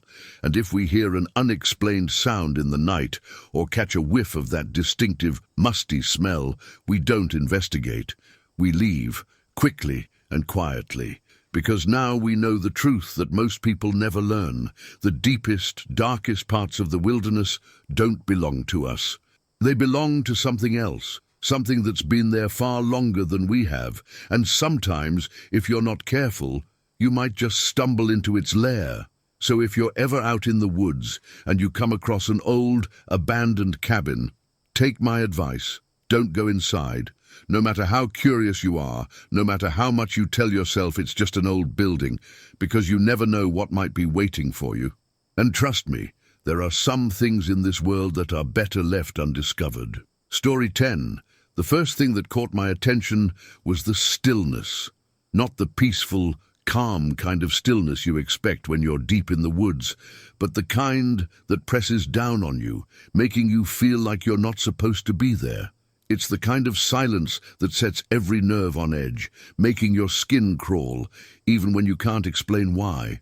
That's how I felt the night we camped in the clearing, like something was watching us. It was supposed to be a quiet weekend getaway, just me and my girlfriend, Emily, taking a break from our hectic city lives. We'd been camping together for years, and we knew the woods well enough to feel confident even in remote areas. Emily had found this spot online, a little off the beaten path but still accessible if you knew where to go. She loved the idea of having a whole clearing to ourselves, tucked away in the forest, with a view of the stars and nothing but nature around us. We hiked in on a cool autumn afternoon. The leaves were starting to turn, the air crisp with that familiar scent of pine and earth. The trail was a little rough, but nothing we couldn't handle. As we reached the clearing, the sun was starting to dip below the horizon, casting the trees in a warm, golden glow. It was beautiful, exactly the kind of peaceful retreat we'd hoped for.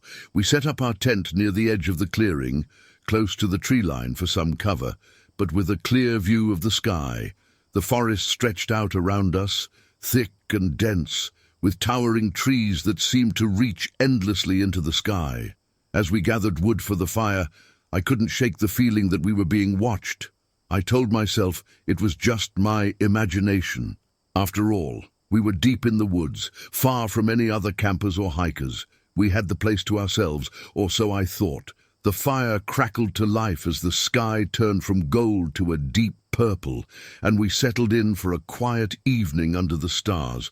We ate dinner, talked about work, about life, about how good it felt to get away from everything for a while. But even as we laughed and relaxed by the fire, I couldn't shake the feeling that something was off. The woods were too quiet. No birds, no rustling leaves, no night creatures moving through the underbrush. Just the crackle of the fire and the sound of our own voices. I didn't say anything to Emily. I didn't want to ruin the mood, and I figured I was just being paranoid. But then, just as we were finishing our meal, Emily stopped mid-sentence, her eyes fixed on something in the distance. "Did you see that?" she whispered, her voice barely audible.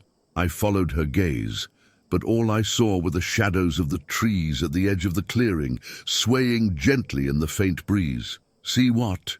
"I don't know," she said, shaking her head slowly. "I thought I saw something in the trees. Probably nothing." Her words didn't reassure me. I stared into the darkness, scanning the tree line for any sign of movement, but there was nothing, just shadows, flickering in the firelight. I told myself it was nothing, just a trick of the light, and forced myself to relax. But that feeling, that nagging sense of being watched, only grew stronger as the night went on. By the time we crawled into the tent, the fire had burned down to embers, casting a dim glow across the clearing. We zipped ourselves into our sleeping bags, and Emily fell asleep almost immediately, her breathing slow and steady beside me. I, on the other hand, lay wide awake, staring up at the ceiling of the tent, listening to the absolute silence outside. It was unsettling, this kind of quiet. Normally, you'd expect to hear the rustle of leaves, the distant hoot of an owl, maybe the scurrying of small animals in the underbrush. But there was nothing, just a heavy, oppressive silence, like the forest itself was holding its breath. And then, just as I was starting to drift off, I heard it, a soft, rustling sound, faint at first, coming from the edge of the clearing. My body tensed immediately, every muscle on high alert.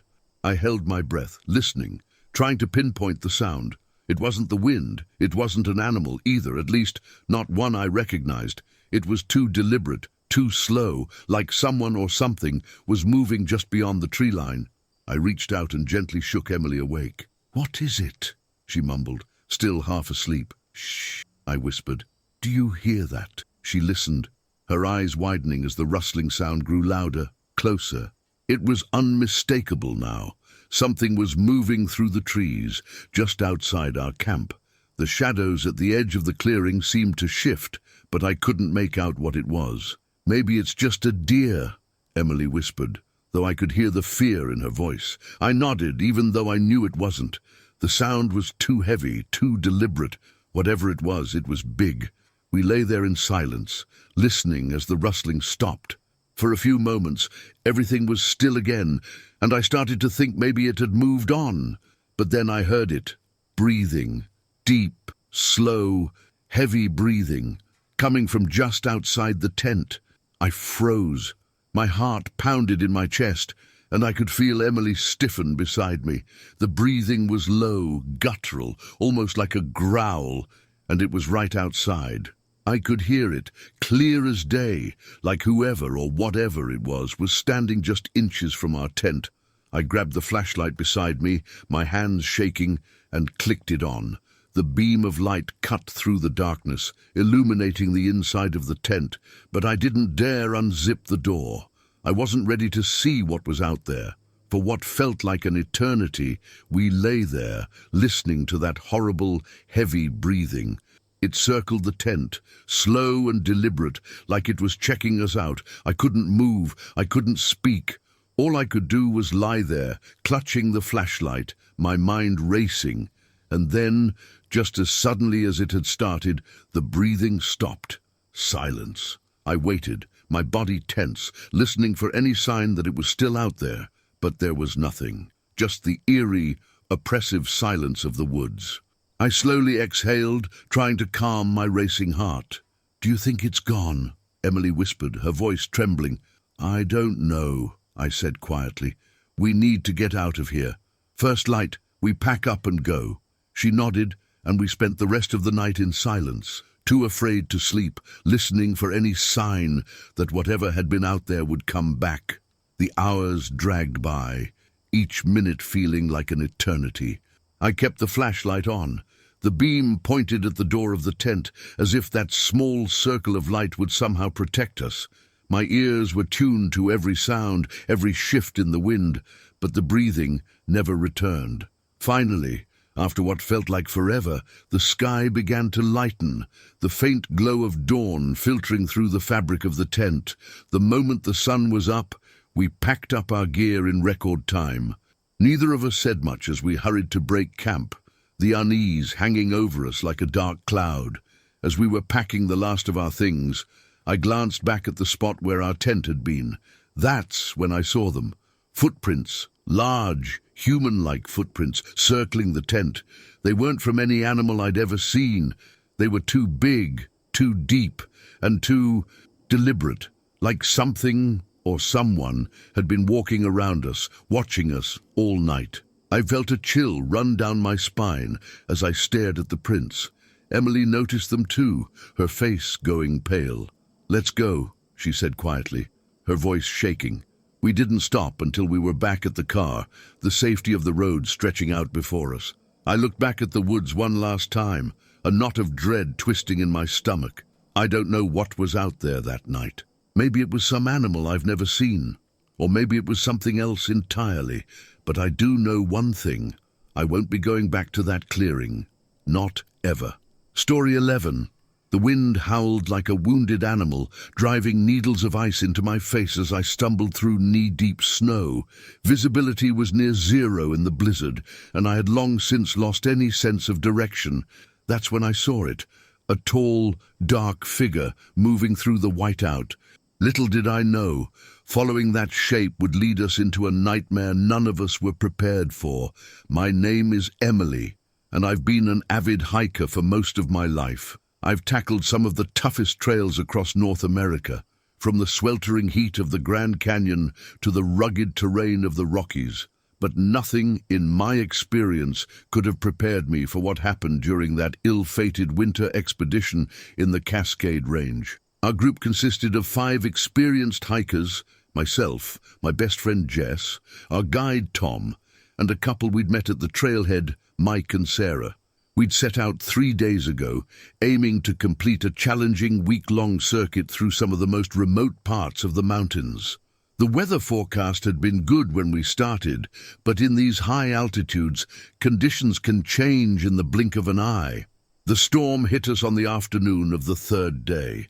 1 minute, we were making good progress along a ridge, admiring the spectacular views of snow-capped peaks stretching to the horizon. The next, we were engulfed in a swirling mass of white, the temperature plummeting as the wind picked up to a deafening roar. Tom, our guide, immediately called for us to set up camp. But as we struggled to erect our tents in the howling gale, it quickly became clear that this was no ordinary storm. The wind was so strong it tore one of the tents from Mike's hands, sending it cartwheeling into the white void. We had no choice but to abandon our campsite and seek better shelter. That's how we found ourselves stumbling through the blizzard, roped together to avoid getting separated, desperately searching for any kind of refuge from the storm. The cold was intense, seeping through our layers of winter gear, numbing our extremities. I couldn't feel my toes anymore, and my fingers were clumsy and unresponsive inside my gloves. We had been walking for what felt like hours, though it was impossible to tell time in the uniform whiteness of the blizzard. That's when I saw it, a dark, oddly shaped silhouette moving through the snow ahead of us. At first, I thought my eyes were playing tricks on me, conjuring phantoms from the swirling snow, but as I blinked and squinted, the figure remained. "Look!" I shouted over the wind, pointing ahead. The others followed my gaze, their expressions a mix of confusion and desperate hope. "What is that?" Jess yelled back, her voice barely audible over the storm. "I don't know," Tom replied, "but it might be our only chance. Let's follow it." We changed course, moving as quickly as we could through the deep snow towards the mysterious figure. It seemed to be heading in a consistent direction, and we clung to the hope that it might lead us to shelter. As we drew closer, I began to make out more details of the figure. It was tall, much taller than any of us, and seemed to move with an unnatural grace through the snow. There was something off about its proportions, its limbs too long, and its movements too fluid for a human in these conditions. A tendril of unease began to curl in my stomach, but I pushed it aside. Whatever this thing was, it was our only guide in this whiteout. We had no choice but to follow. After what seemed like an eternity of struggling through the snow, always keeping that dark shape just in sight ahead of us, the ground began to slope upward. We were climbing, the incline getting steeper with each step. The wind, if anything, grew even fiercer, threatening to tear us off our feet. Just when I thought we couldn't go on any further, the figure ahead of us disappeared. For a moment, I felt a surge of panic. Had we lost our only guide? But then I realized we were standing at the mouth of a cave, a dark opening in the white landscape. Without hesitation, we stumbled into the cave, grateful for any respite from the howling wind. As we moved deeper into the cavern, the sound of the storm faded, replaced by an eerie silence broken only by our labored breathing and the drip of melting snow from our clothes. Tom fumbled with his pack, pulling out a flashlight. As the beam cut through the darkness, we got our first good look at our surroundings. The cave was larger than I'd initially thought, stretching back into the mountain. The walls were rough, uneven stone, glistening with moisture. But it was what was on those walls that made my blood run cold. As Tom's flashlight beam played across the cavern, it illuminated a series of strange markings. They looked like claw marks, but far larger and deeper than anything I'd ever seen before. Some of the gouges were easily as long as my arm, carved deep into the solid rock. "What? What could have made those?" Sarah whispered, her voice trembling. Before anyone could answer, we heard it, a low, rumbling growl that seemed to come from the depths of the cave. It was unlike anything I'd ever heard before, not quite animal, not quite human, but somehow a terrifying mix of both. We all froze, hardly daring to breathe. Tom's flashlight beam darted around wildly, searching for the source of the sound. For a moment, It illuminated a pair of eyes, reflecting the light back at us. They were huge, set high up on the cave wall, and filled with an intelligence that sent shivers down my spine. Then, as quickly as it had appeared, the light reflection was gone, but we could still hear something moving in the darkness, the scrape of claws on stone, the sound of heavy breathing. "We need to get out of here," Mike said, his voice tight with fear. "Now!" But as we turned back towards the cave entrance, we realized our predicament. The storm was still raging outside, a wall of white visible beyond the cave mouth. Going back out there would mean certain death. "We're trapped," Jess said, voicing what we were all thinking. As if in response to her words, we heard that growl again, closer this time. And with it came a smell, a powerful musky odor that reminded me of wet dog and something else, something older and wilder. Tom's flashlight beam caught movement again, and this time we all saw it clearly. A massive shape, easily 8 feet tall, covered in shaggy fur. It was vaguely humanoid, but with proportions all wrong. Arms too long, reaching almost to the ground, a head that seemed to sit directly on broad shoulders with no visible neck. For a moment, it stood there regarding us with those intelligent eyes. Then, with a speed that belied its size, it retreated back into the darkness of the cave. We huddled together, backs against the cave wall, weapons at the ready. Tom had a hunting knife, Mike a small hatchet he'd been using to gather firewood. It wasn't much against whatever that thing was, but it was all we had. Hours passed, or maybe it was days. Time lost all meaning in that cave. The storm continued to rage outside, trapping us inside with the thing. We caught glimpses of it from time to time, always at the edge of our light, always watching. Sometimes we heard it moving around in the darkness. Other times that bone-chilling growl would echo through the cave. We took turns sleeping, always keeping at least 2 people on watch. But even in sleep, there was no escape. My dreams were filled with visions of shaggy fur and gleaming claws, of being chased through endless dark tunnels by something I couldn't quite see. On what we thought was the 3rd day, the storm finally began to abate.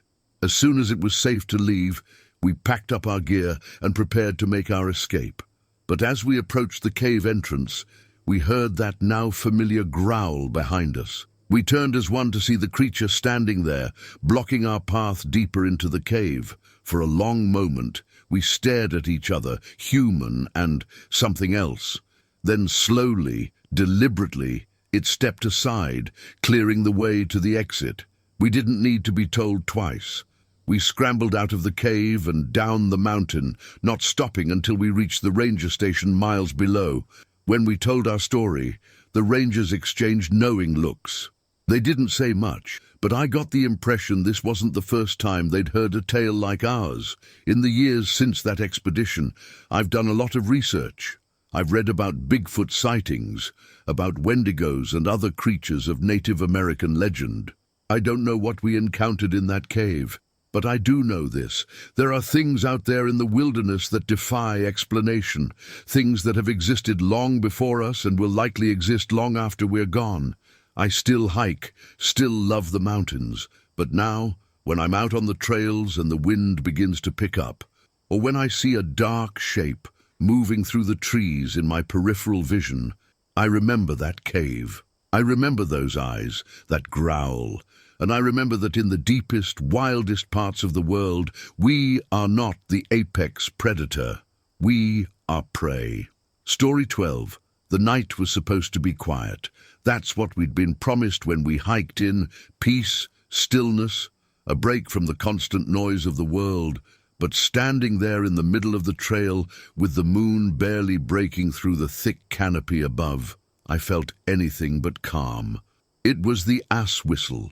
That low, sharp, eerie sound cutting through the silence of the forest, coming from somewhere deep in the trees. It was unlike anything I'd ever heard before, and it sent a shiver up my spine the moment it started.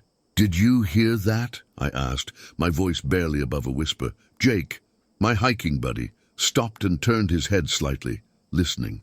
He was always the steady one, the guy who brushed off weird sounds as the wind or an animal rustling through the brush. But this time, I saw him tense up, his eyes scanning the darkness around us. "Yeah," he said after a long pause. "I heard it." We both stood there for a minute, waiting. The forest was unusually still, as if everything had stopped to listen to that sound. No wind, no rustling leaves, no distant animal calls. Just that eerie, rhythmic whistle, coming from somewhere in the shadows, getting louder and closer with every second. "What do you think it is?" I asked, trying to keep my voice steady. Jake shrugged, but I could tell by the way his eyes darted from side to side that he didn't know. He wasn't as calm as he pretended to be. "Could be a bird or something," he said, but I didn't believe him. I don't think he believed himself. We'd been hiking for hours, trekking deep into a remote part of the national forest where few people ever went. We'd planned this trip for weeks, excited to escape the city and spend a few nights under the stars. It was supposed to be a break from everything. No phones, no distractions, just the two of us and the wilderness. But now, standing there in the middle of the trail, with that haunting whistle echoing through the trees, I was starting to regret coming out here. The sound came again, sharp, high-pitched, and closer.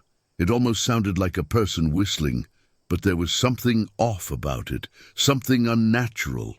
"We should keep moving," Jake said, his voice lower than before.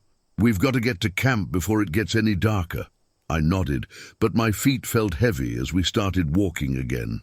Every few steps, I found myself glancing over my shoulder, expecting to see something moving in the trees behind us. The whistle followed us, cutting through the silence like a blade, always just far enough away that we couldn't pinpoint exactly where it was coming from. We kept walking, our pace quickening, the trail narrowing as the trees closed in around us. The whistle grew louder, more frequent, like it was chasing us. My heart pounded in my chest, the adrenaline surging through my veins. I could tell Jake was feeling it too. He wasn't saying much anymore, just keeping his eyes on the trail ahead, moving faster than before. Then, suddenly, the whistle stopped. We both froze, standing there in the middle of the trail, our breaths coming in short, shallow gasps. The silence was overwhelming, pressing in on us from all sides. I strained my ears, listening for any sign of movement, but there was nothing. Just that suffocating quiet. Jake turned to me, his face pale in the dim light. "It stopped." "I know," I whispered, my throat dry. We stood there for what felt like forever, waiting for the whistle to start again. But it didn't. The woods around us were completely still, like the world had paused, holding its breath. And then, from somewhere deep in the trees to our left, we heard it, a crack, the unmistakable sound of a branch snapping underfoot. "Shit," Jake muttered under his breath, his hand instinctively reaching for the hunting knife strapped to his belt. He wasn't the kind of guy who carried weapons for show. He only pulled that thing when he was really scared, and seeing him reach for it now sent a wave of fear crashing over me. "Let's go," I said, my voice shaking as I grabbed his arm. "Let's just go." We started walking again, faster this time, practically jogging down the narrow trail, our eyes darting around, scanning the dark forest for any sign of movement. Every few steps, I heard another crack, another rustle of leaves, something moving just out of sight, always keeping pace with us. The whistling didn't start up again, but somehow that made it worse. I would have preferred the sound, something I could focus on, but this, the quiet, the occasional snap of a twig, the feeling of being followed, was suffocating. We finally reached the small clearing where we'd planned to set up camp. It wasn't much.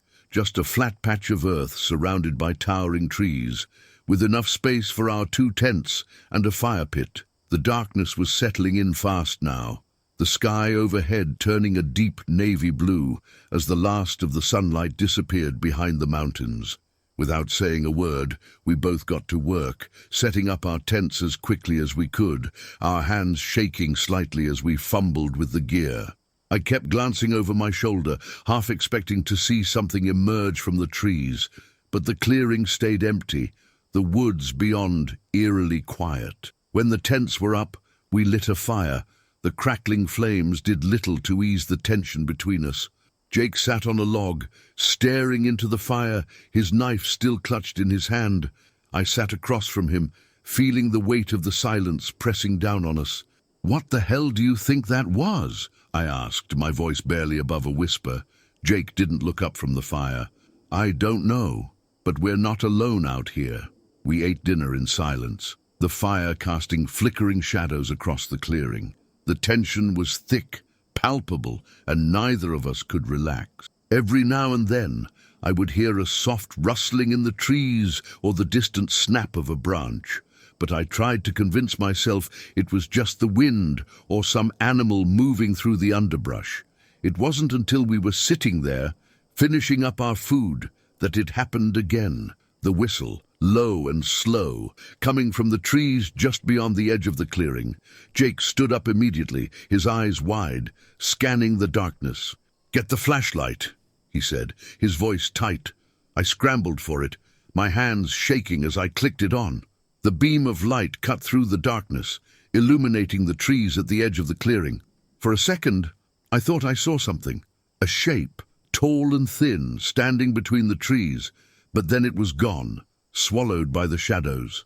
"Did you see that?" I whispered, my heart hammering in my chest. Jake nodded, his face pale. "Yeah, I saw it." The whistle came again, louder this time, more insistent. It was closer now, just at the edge of the light. I swept the flashlight across the clearing, but there was nothing there. Just trees, shadows, and that awful, unearthly sound. "We need to get out of here," Jake said, his voice low and urgent. "Now." I didn't argue. We packed up what we could, barely bothering to fold up the tents, just stuffing everything into our bags as fast as possible. The whistling continued, growing louder, closer, surrounding us. I could feel it now, that presence in the trees, something watching us, something that wanted us to leave. We didn't waste any more time. With our bags haphazardly packed, we grabbed our gear and started back down the trail, moving as fast as we could without running. The whistling followed us, always just out of sight, always too close for comfort. My heart was racing, and I could barely think straight, the sound filling my head, making it impossible to focus. We didn't stop until we reached the car, parked at the trailhead a few miles away. I fumbled with the keys, my hands shaking, before finally unlocking the doors and jumping inside. Jake slid in beside me, slamming the door shut, just as the whistle echoed one last time through the trees. We drove in silence for a long time, neither of us daring to speak until the forest was far behind us. To this day, I don't know what we encountered that night. I've heard stories about things that live deep in the woods, things that aren't meant to be seen. Maybe it was one of those, maybe it was something else entirely. But whatever it was, I never want to hear that sound again. Story 13. The first time I saw it, I thought my eyes were playing tricks on me. A massive, wolf-like creature, easily the size of a bear, loping along on two legs at the edge of town. But as the sightings increased and the evidence mounted, I realized we were dealing with something that defied explanation, something that would change our quiet little town forever. My name's Deputy Sarah Thompson, and I've been with the Pinewood Sheriff's Department for going on 15 years now. Pinewood's your typical small town. Everybody knows everybody, and the most excitement we usually get is the occasional drunk and disorderly or petty theft. At least, that was true until 3 months ago. It started with a call from old Mrs. Jenkins out on the edge of town. She was in a right state, babbling about a monster dog that had been prowling around her property. Now, Mrs. Jenkins was known for being a bit eccentric, so at first we didn't think much of it.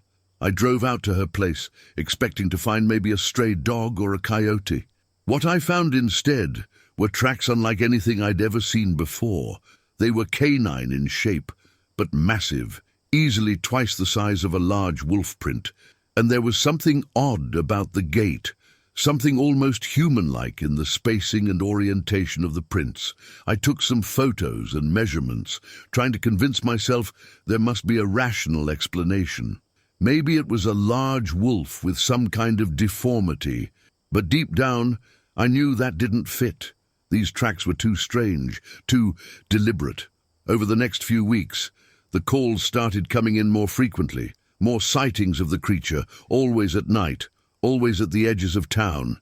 People described it as a wolf, but enormous, with the ability to stand and run on its hind legs. Some swore it had glowing eyes, others that it let out a howl that was half wolf, half human. At first, the sheriff tried to keep a lid on things, not wanting to cause a panic, but as the evidence mounted, it became clear we couldn't ignore this anymore. Livestock was being killed in ways that didn't match any predator we knew. We found more tracks, and even tufts of coarse, dark fur caught on fences and tree bark. The turning point came about a month into the sightings. A local farmer, Bill Hawkins, captured a video on his phone. It was shaky and dark, clearly taken in a panic, but what it showed sent chills down my spine. There, illuminated by Bill's porch light, was a creature straight out of a nightmare. It stood at least 7 feet tall, covered in shaggy dark fur. Its face was a horrifying mix of wolf and human features, with a pronounced snout and gleaming teeth, but eyes that seemed almost intelligent. In the video, the creature stood upright for a moment, staring directly at the camera with those unnerving eyes. Then, faster than should have been possible for something that size, it dropped to all fours and loped off into the darkness. That video changed everything. It went viral overnight, bringing a flood of reporters, cryptozoologists, and thrill-seekers to our little town. Suddenly, Pinewood was the center of a media frenzy, with everyone clamoring for a glimpse of what people were now calling the Pinewood Werewolf. As the deputy tasked with heading up the investigation, I found myself thrust into the spotlight. Every day brought new sightings, most of which turned out to be hoaxes or misidentifications. But among the noise, there were a few reports that couldn't be so easily dismissed. One night, about 2 months into the ordeal, I got a call from dispatch about a disturbance at the edge of Miller's Woods. When I arrived on the scene, I found a group of teenagers, white-faced and shaking. They'd been out in the woods, drinking and goofing around, when they heard something moving in the underbrush. At first, they thought it was a bear, but then they saw it. A massive, wolf-like creature standing upright and watching them from between the trees. The kids ran, and whatever it was didn't chase them. But when I went to investigate, I found more of those now familiar tracks, and there was something else, a half-eaten deer carcass, strung up in a tree in a way no normal animal could have managed. As I stood there, staring at the grisly scene illuminated by my flashlight, I heard a sound that made my blood run cold. It was a howl, but not like any wolf or coyote I'd ever heard. It was deeper, more guttural, with an almost human quality to it, and it was close. I'll admit I ran. I'm not ashamed to say it. In that moment, faced with the unknown in the dark woods, every instinct I had screamed at me to get out of there. As I drove back to town, I couldn't shake the feeling that I was being watched, that something was following me just beyond the reach of my headlights. The next day, I convinced the sheriff to bring in some outside help. We contacted a cryptozoologist from the State University, Dr. Elena Rodriguez. She arrived a few days later, bringing with her an array of high-tech equipment, motion sensor cameras, audio recorders, even DNA testing kits. For the next few weeks, Dr. Rodriguez and I worked closely together, setting up monitoring stations throughout the woods and investigating every reported sighting. Most turned up nothing, but we did manage to capture a few intriguing pieces of evidence. More of those strange tracks, a few blurry photos from our motion sensor cameras, and even a hair sample that Dr. Rodriguez swore didn't match any known species. But the real breakthrough came almost by accident. We were reviewing some of our audio recordings when we noticed something strange. In the background of one recording, barely audible beneath the natural sounds of the forest, was what sounded like speech. It wasn't any language we recognized, more like a series of growls and whines, but it had a definite pattern to it, a rhythm that suggested communication. Dr. Rodriguez was ecstatic, convinced we were on the verge of a major discovery, but I couldn't shake a growing sense of unease. Whatever this thing was, it was intelligent, and if it could communicate, what else was it capable of? Our answer came sooner than we expected. That night, something triggered the alarms on several of our monitoring stations simultaneously. By the time we got out there, whatever had done it was long gone. But it had left us a message. Each of the stations had been systematically destroyed, the expensive equipment reduced to twisted metal and shattered plastic, and there, scratched deep into the bark of a nearby tree, was a series of marks. At first, I thought it was just random damage, but Dr. Rodriguez gasped when she saw it. "It's writing," she said, her voice barely above a whisper, crude but definitely intentional. "It's telling us to leave." I stared at the marks, feeling a chill that had nothing to do with the cool night air. If she was right, if this creature was not only intelligent but capable of written communication, then we were dealing with something far beyond a simple animal. In the days that followed, tensions in town reached a boiling point. Some residents wanted to organize hunting parties to track down and kill the creature. Others argued for capturing it alive for study, and a small but vocal minority insisted we should leave it alone, that we were the intruders in its territory. As for me, I found myself torn. On one hand, my job was to protect the people of Pinewood, and this creature, whatever it was, posed a clear threat.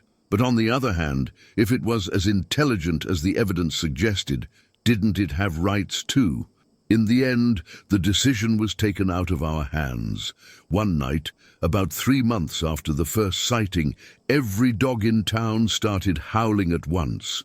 It was an eerie sound, like they were answering some call we couldn't hear. And then, cutting through the cacophony, came that now familiar howl, deep, guttural, almost human. The next morning, we found more tracks leading out of town and deep into the wilderness beyond. But this time, they were different.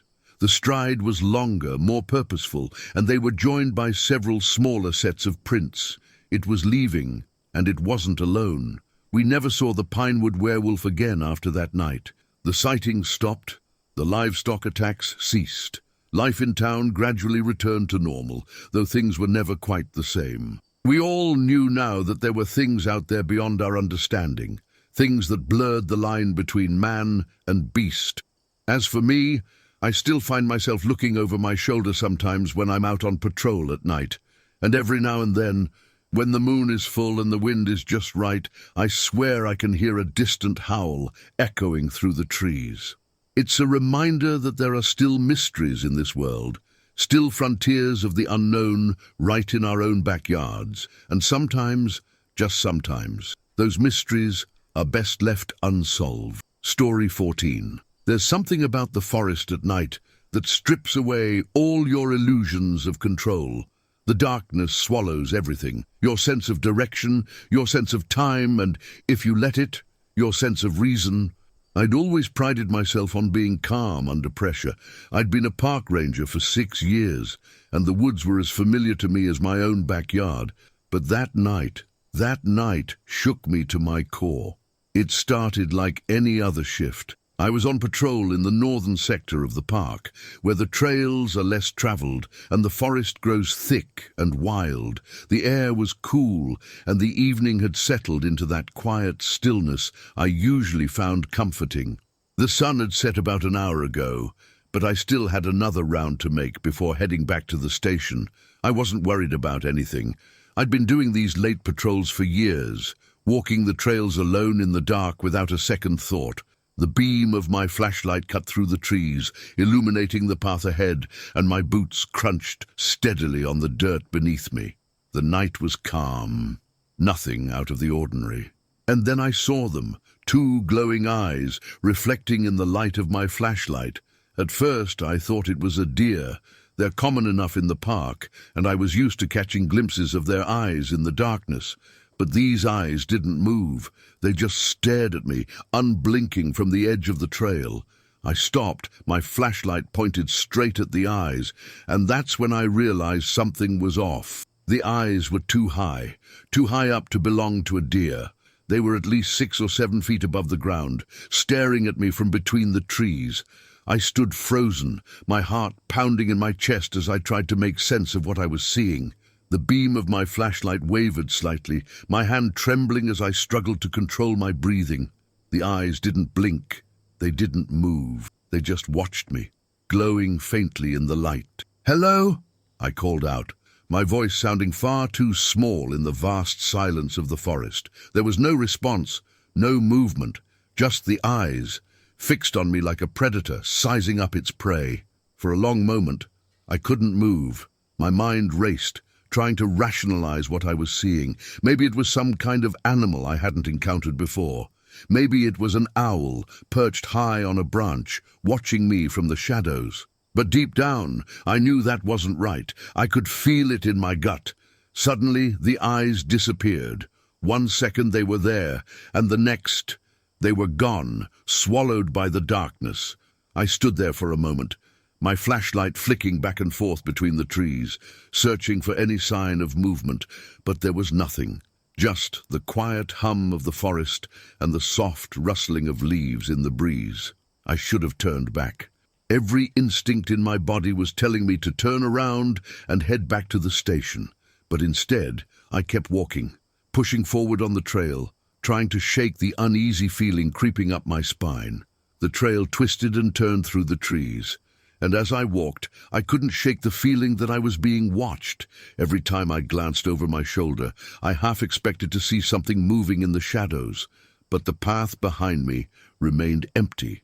After about 15 minutes, I reached a clearing where the trees opened up, allowing the moonlight to spill across the ground. I stopped for a moment to catch my breath, the uneasy feeling still gnawing at me. I scanned the tree line with my flashlight, my heart still racing, and that's when I heard it. A low, guttural growl coming from the darkness just beyond the clearing. I froze, my flashlight immediately swinging toward the sound. The beam illuminated the trees, casting long, eerie shadows across the ground, but I didn't see anything. The growl came again, low and deep, sending a chill down my spine. I took a step back, my mind racing. I'd heard plenty of animal sounds in my time as a ranger, but this wasn't like anything I'd heard before. It wasn't a bear, it wasn't a cougar, it was something else, something bigger, something meaner. The growl grew louder, more intense, and suddenly I heard the sound of heavy footsteps crashing through the underbrush, coming straight toward me. Whatever it was fast, and it was getting closer. My fight-or-flight instinct kicked in, and I turned and ran, my boots pounding against the dirt as I sprinted back down the trail. The footsteps behind me were deafening, crashing through the forest with a speed and power that didn't seem possible. I didn't dare look back. I just ran, my heart pounding in my ears, the beam of my flashlight bouncing wildly as I raced through the trees. I could hear it gaining on me, the growls growing louder, more menacing. My legs burned, my lungs ached, but I couldn't stop.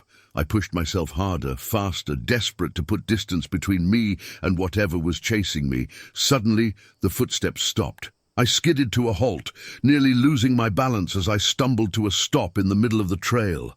My chest heaved, my breath coming in ragged gasps as I spun around, the flashlight shaking in my hand as I pointed it back down the path. There was nothing. The forest was completely still, the only sound the rapid thudding of my own heartbeat. I stood there for what felt like an eternity, scanning the trees, waiting for whatever had been chasing me to emerge from the shadows. But the trail was empty. The growling had stopped. The footsteps were gone. I stood there, panting, my mind reeling. What the hell was that? What had been following me? After a few minutes, I forced myself to move, my legs shaky as I started back down the trail, this time at a slower pace. Every few steps, I glanced over my shoulder, half expecting to see those glowing eyes again, but the forest remained silent. By the time I reached the station, I was exhausted, physically and mentally. I stumbled inside, locking the door behind me and collapsing into a chair. My mind was racing, trying to make sense of what had happened, but I couldn't. There was no explanation, no rational reason for what I'd seen and heard. The next morning, I went back out to the clearing, determined to find some kind of explanation. Maybe there were tracks, maybe some kind of sign of what had chased me through the woods the night before. But when I got there, the clearing was empty. The ground was undisturbed. No tracks, no signs of struggle. It was as if nothing had happened. The only evidence of the night before was the lingering feeling of unease that I couldn't shake, the memory of those glowing eyes watching me from the darkness. I never told anyone about what happened that night. I didn't report it to my supervisor, didn't mention it to any of the other rangers. What could I have said? That I'd been chased through the woods by something I couldn't see, something that didn't leave a trace. I've tried to forget about it, tried to convince myself that it was just my mind playing tricks on me, that I was overreacting. But every time I walk that trail, I can feel it, the weight of those eyes, the presence of something lurking just beyond the edge of the light. And sometimes, late at night, when I'm out on patrol, I swear I can hear it again, that low, deep growl echoing through the trees. Story 15. The last words in my journal were scrawled hastily, barely legible in the fading light. They're watching me. God help me. They're real. I never thought those would be the final testament of my life's work. But as I sit here in the deepening twilight, surrounded by the primordial forest and the eerie silence that has fallen over it, I know my time is running out. My name is Dr. Marcus Jennings, and I came to this remote corner of the Pacific Northwest in search of a legend.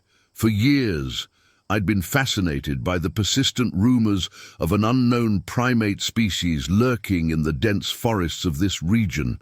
Bigfoot, Sasquatch, whatever you want to call it. I was determined to find proof of its existence. I'd spent my entire career as a primatologist, studying the great apes of Africa and Asia.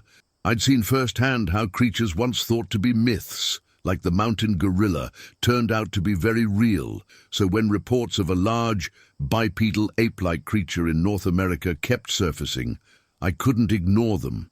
There were too many consistencies, too many credible witnesses. My colleagues at the university thought I was throwing away my career on a fool's errand, chasing fairy tales, they called it. But I was convinced there was something out there, something that could revolutionize our understanding of primate evolution and human origins. So here I am, or rather, here I was.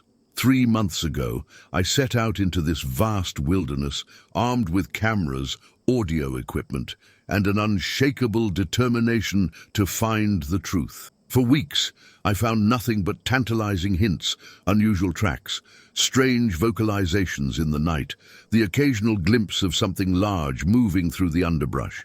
But as time went on, things began to change. I started to feel watched.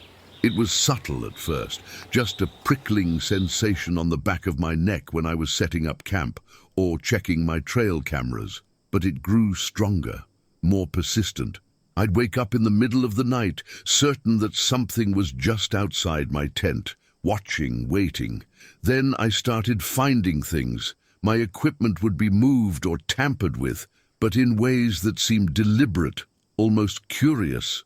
Once, I returned to my camp to find one of my books, a field guide to North American wildlife, open to the section on primates. Another time, I found a half-eaten apple next to my tent, even though I hadn't brought any with me.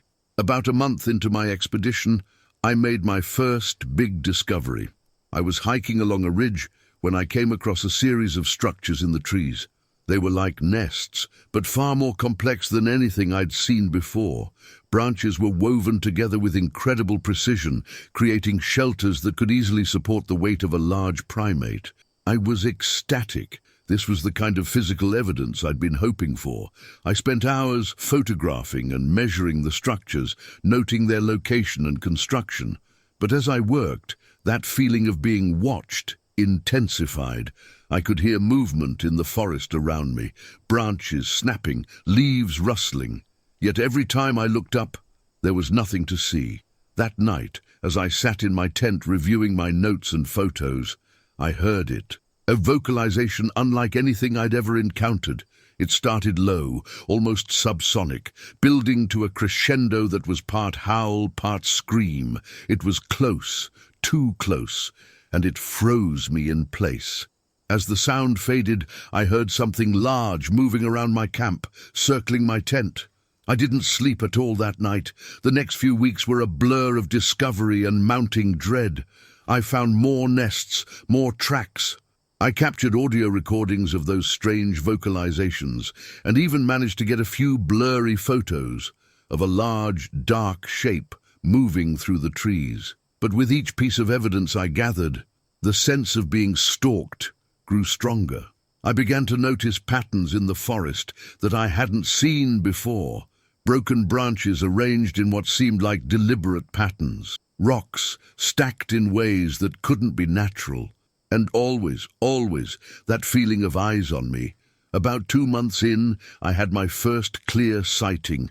I was checking one of my trail cameras when I saw it, a massive bipedal figure standing at the edge of a clearing about 50 yards away. It was at least 8 feet tall, covered in reddish-brown fur. Its face was almost human, but not quite. The proportions were off, the brow too pronounced, the jaw too heavy, but its eyes. God, its eyes were unmistakably intelligent. We stared at each other for what felt like an eternity. I was frozen in place, my hand halfway to my camera. It made no move towards me, just watched with those disturbingly human eyes. Then, with a speed and grace that belied its size, it turned and vanished into the forest. That encounter changed everything. I was no longer just looking for an unknown animal species. I was face to face with something that challenged everything I thought I knew about human evolution and intelligence. This wasn't just a primitive ape. This was something else entirely.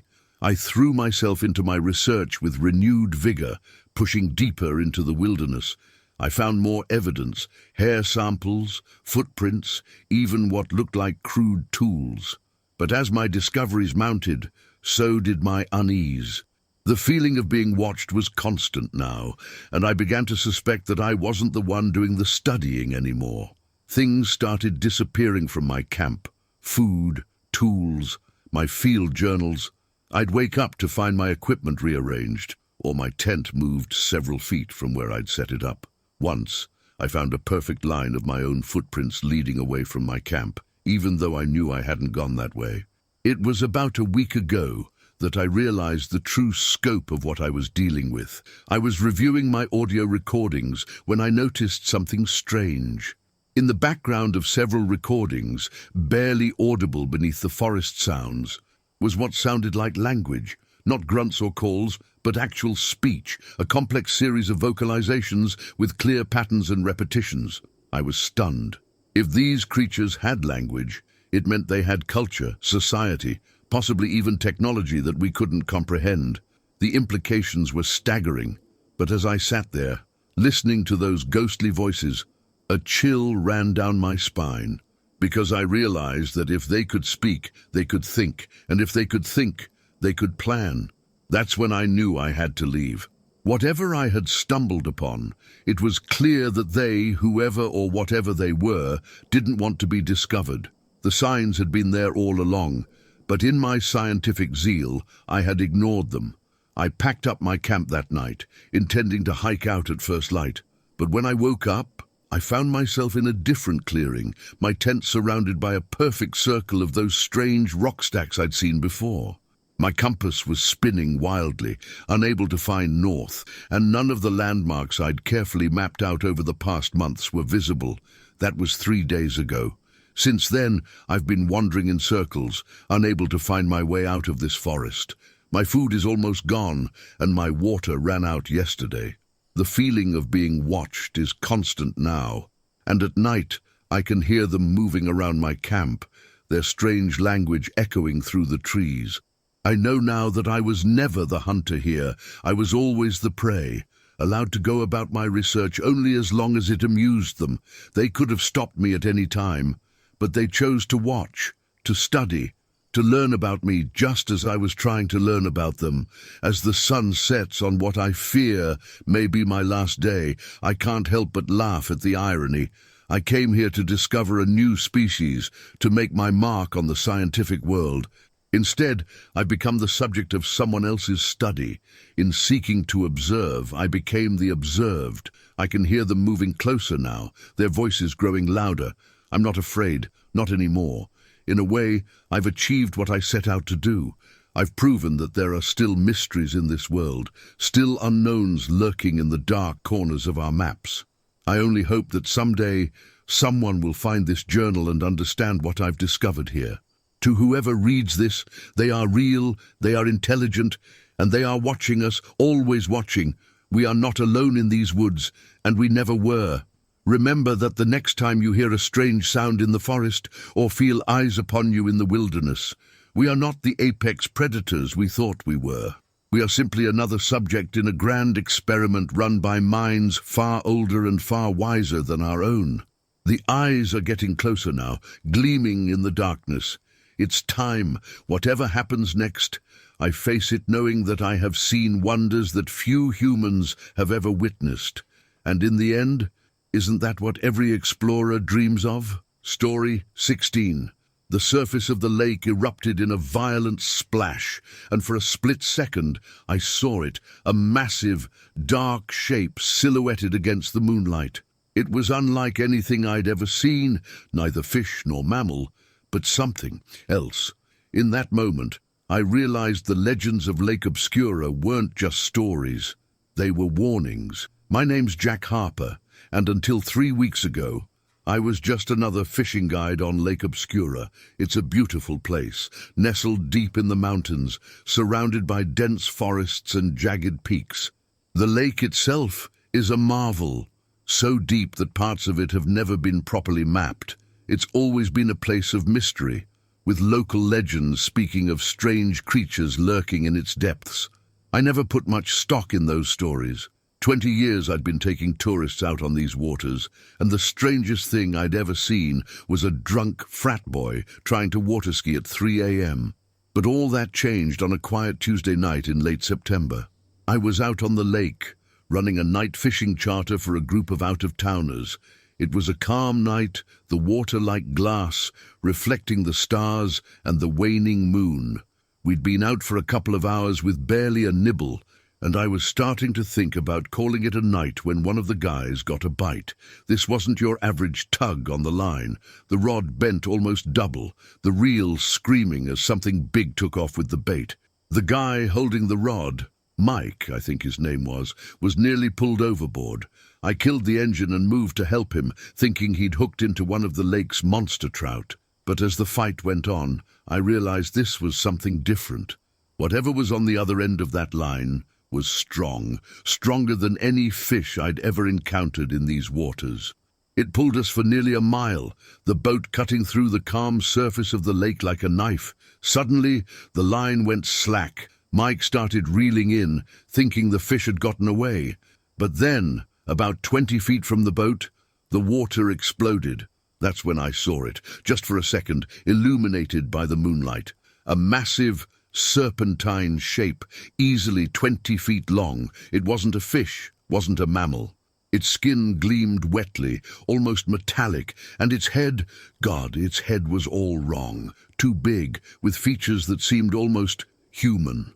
As quickly as it appeared, it was gone, sinking back into the depths. The lake's surface settled, leaving no trace of the creature save for the memory seared into my brain. The tourists were ecstatic, shouting about sea monsters and hidden creatures, but I felt a chill that had nothing to do with the night air. Because in that brief glimpse, I'd seen something in the creature's eyes, intelligence, awareness. It had looked at us not with the blank stare of a fish, but with the calculating gaze of a predator. I got us back to shore as quick as I could, my mind racing. Over the next few days, I couldn't shake the memory of what I'd seen. I started digging into the old stories about the lake, tales I'd always dismissed as local color meant to attract tourists. There were dozens of accounts spanning back over a century. Fishermen speaking of huge, unknown creatures in the depths, swimmers being dragged under by something strong and fast, and always, descriptions of those eyes, too intelligent to belong to a mere animal. A week after the incident, I was approached by a man who introduced himself as Dr. Alan Reed, a marine biologist from the State University. He'd heard about what happened from one of the tourists on my boat. At first, I was hesitant to talk to him, worried he'd think I was some kook seeing things in the dark. But as we spoke, I realized he was taking me seriously. Reed had been studying Lake Obscura for years, he told me. He believed that due to its extreme depth and relative isolation, the lake might harbor species unknown to science. He'd recorded strange sonar readings, found unusual tracks on the shore, even captured a few blurry photos of large, unidentified shapes in the water. He asked me to help him investigate further, to use my knowledge of the lake to aid his research. I agreed, partly out of curiosity, partly because I needed to know if what I'd seen was real. Over the next 2 weeks, Reed and I spent every day and night out on the lake. We used sonar, underwater cameras, even a small submersible robot to probe the depths. At first, we found nothing unusual, but then things started to get strange. Our equipment began malfunctioning in specific areas of the lake. The sonar would go haywire, showing impossible readings. Underwater cameras would cut out or capture only static. And always, there was that feeling of being watched. One night, as we were preparing to call it quits, our submersible caught something on camera. It was only for a few seconds, but it was clear enough. A large, elongated shape moving through the water with surprising grace for its size. And those eyes, glowing in the submersible's lights, unmistakably intelligent. Reed was ecstatic, claiming this was proof of a new species, but I felt uneasy. There was something about the way it moved, the way it seemed to be aware of the camera. This wasn't just an undiscovered animal. This was something else entirely. Our breakthrough came 3 days ago. We were out on the lake at night, using a new sonar system Reed had brought in. As we drifted over the deepest part of the lake, the sonar lit up like a Christmas tree. Something big was down there, and it was moving. Suddenly, our boat rocked violently. I thought we'd hit a submerged log, but then it happened again and again. Something was hitting us from below, with increasing force. Reed and I scrambled to secure our equipment as the attacks intensified. Water sloshed over the sides of the boat, soaking us. In the chaos, I saw something rise out of the water just a few feet from the boat. It was like the creature I'd seen before, but bigger, much bigger. Its head alone was the size of a car, with a mouth full of teeth that gleamed in the moonlight. But it was the eyes that held me transfixed. They were huge, easily the size of dinner plates, and filled with an intelligence that was unmistakably non-human. For a moment, it regarded us silently. Then, with deliberate slowness, it raised a limb out of the water. A limb that looked disturbingly like an arm, ending in a hand with elongated fingers and wicked claws. It reached towards us, and I was certain that this was how I was going to die. But instead of attacking, it did something that chills me to this day. It pointed first at Reed, then at me, then back towards the shore. The message was clear: leave. As suddenly as it had appeared, the creature sank back into the depths. The attack on our boat ceased immediately. Reed and I didn't need to be told twice. We gunned the engine and headed for shore, not looking back. We've spent the last few days trying to make sense of what happened.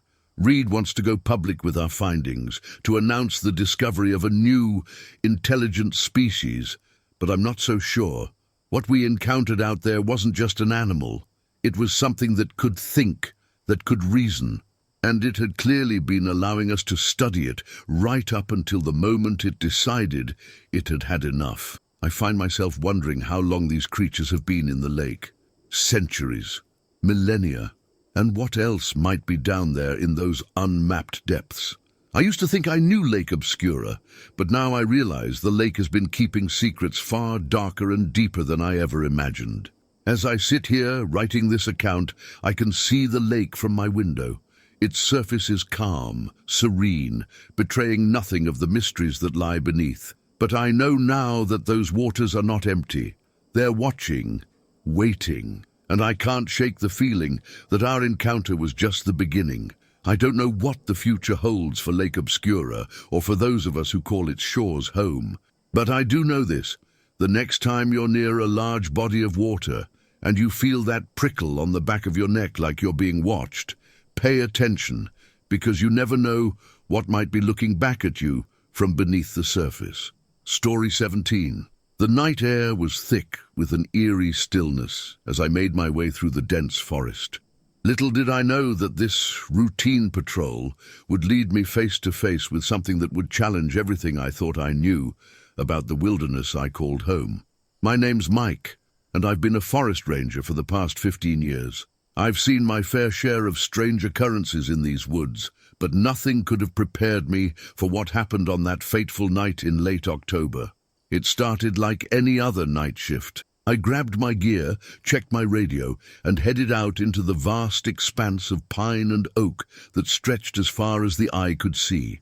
The moon was full, casting an ethereal glow through the canopy and creating dancing shadows that played tricks on the eyes. As I trudged along the well-worn path, my senses were on high alert. Years of experience had taught me to pay attention to the smallest details. The forest was alive with the usual nighttime sounds, the hoot of an owl, the rustle of small creatures in the underbrush. But there was something else, something I couldn't quite put my finger on. About 2 hours into my patrol, I heard it, a sound that sent chills down my spine and made the hair on the back of my neck stand on end. It wasn't like anything I'd ever heard before. Not quite a howl, not quite a roar, but something in between. It echoed through the trees, seeming to come from everywhere and nowhere at once. I froze in my tracks, my hand instinctively moving to the holster at my hip. My heart pounded in my chest as I strained my ears, trying to pinpoint the source of the sound. But as quickly as it had come, it was gone, leaving behind an unnatural silence that was almost worse than the noise itself. Shaking off the unease that had settled over me, I decided to investigate. It was probably just some animal I hadn't encountered before, I told myself, nothing to get worked up about. But deep down, a part of me knew that whatever had made that sound was no ordinary creature. I veered off the main path, my flashlight beam cutting through the darkness as I made my way deeper into the woods. The undergrowth was thick here, and I had to watch my step to avoid tripping over gnarled roots and fallen branches. That's when I saw them, the tracks. My blood ran cold as I crouched down to examine them more closely. They were huge, easily twice the size of my own boot print, and unlike anything I'd ever seen before, they weren't bear tracks. That much I was certain of. The shape was all wrong, almost human-like, but far too large, and with what looked like claw marks at the tips. I snapped a few photos with my phone, my mind racing with possibilities. Could it be some kind of undiscovered species, a bear with a deformity, or was it something else entirely, something that shouldn't exist? As I stood up, I noticed something else that made my stomach churn. The trees around me were marked with deep gouges, as if something with immense strength had raked its claws down the trunks. Some of the marks were fresh, the sap still oozing from the wounds. I radioed back to base, trying to keep my voice steady as I reported what I'd found. They told me to stay put and wait for backup, but curiosity got the better of me. I had to know what had made those tracks, what had left those marks on the trees. I pressed on, following the trail of destruction deeper into the forest. The tracks led me to a small clearing, and what I saw there made me question my sanity. The ground was torn up as if by a massive creature, and at the center of the clearing stood a lone tree, its trunk twisted and bent at an unnatural angle. No animal I knew of could have done that. As I stood there, trying to process what I was seeing, I felt it. That prickling sensation of being watched. The forest had gone completely silent, not even the whisper of wind through the leaves. I slowly turned, my flashlight beam sweeping across the tree line. For a split second I saw it, a pair of eyes reflecting the light, set high above the ground. They were intelligent eyes, filled with a primal hunger that made my blood run cold. And then they were gone, leaving me to wonder if I had imagined the whole thing. I didn't wait around to find out. I turned and ran, my heart pounding in my ears as I crashed through the underbrush. Branches whipped at my face, but I didn't slow down. I could hear something moving behind me, something big and fast. I burst out onto the main trail, my lungs burning as I sprinted towards my truck. The sound of pursuit faded, but I didn't stop running until I reached the vehicle. I fumbled with the keys, my hands shaking so badly I could barely get the door open. As I sped down the dirt road, my mind was reeling. What had I just encountered? It couldn't be real, and yet I knew what I had seen. The tracks, the claw marks, those eyes, it all pointed to something that shouldn't exist. When I got back to the ranger station, I reported everything I had seen and heard. My colleagues listened with a mix of skepticism and concern. They could see how shaken I was, but without concrete evidence, it was hard for them to believe my wild tale. The next day, a team was sent out to investigate the area. They found the tracks and the claw marks, just as I had described, but whatever had made them was long gone, leaving behind only questions and a sense of unease that settled over the entire ranger community. In the weeks that followed, more reports started coming in, hikers claiming to have heard strange noises in the night, campers finding their sites ransacked by something far stronger than a bear. The locals started whispering about legends and myths, stories of creatures that roamed these woods long before humans arrived. As for me, I couldn't shake the feeling that I had stumbled upon something that was never meant to be discovered. Every time I went out on patrol, I found myself scanning the trees, half expecting to see those eyes watching me from the shadows. The incident changed me. I became more cautious, more aware of the vast unknown that existed just beyond the edges of our understanding. The forest, once a place of comfort and familiarity, now held secrets that both terrified and fascinated me. I never saw the creature again, at least not directly, but sometimes on quiet nights when the moon is full and the shadows seem to come alive, I hear that sound, that bone-chilling howl that's not quite animal, not quite human.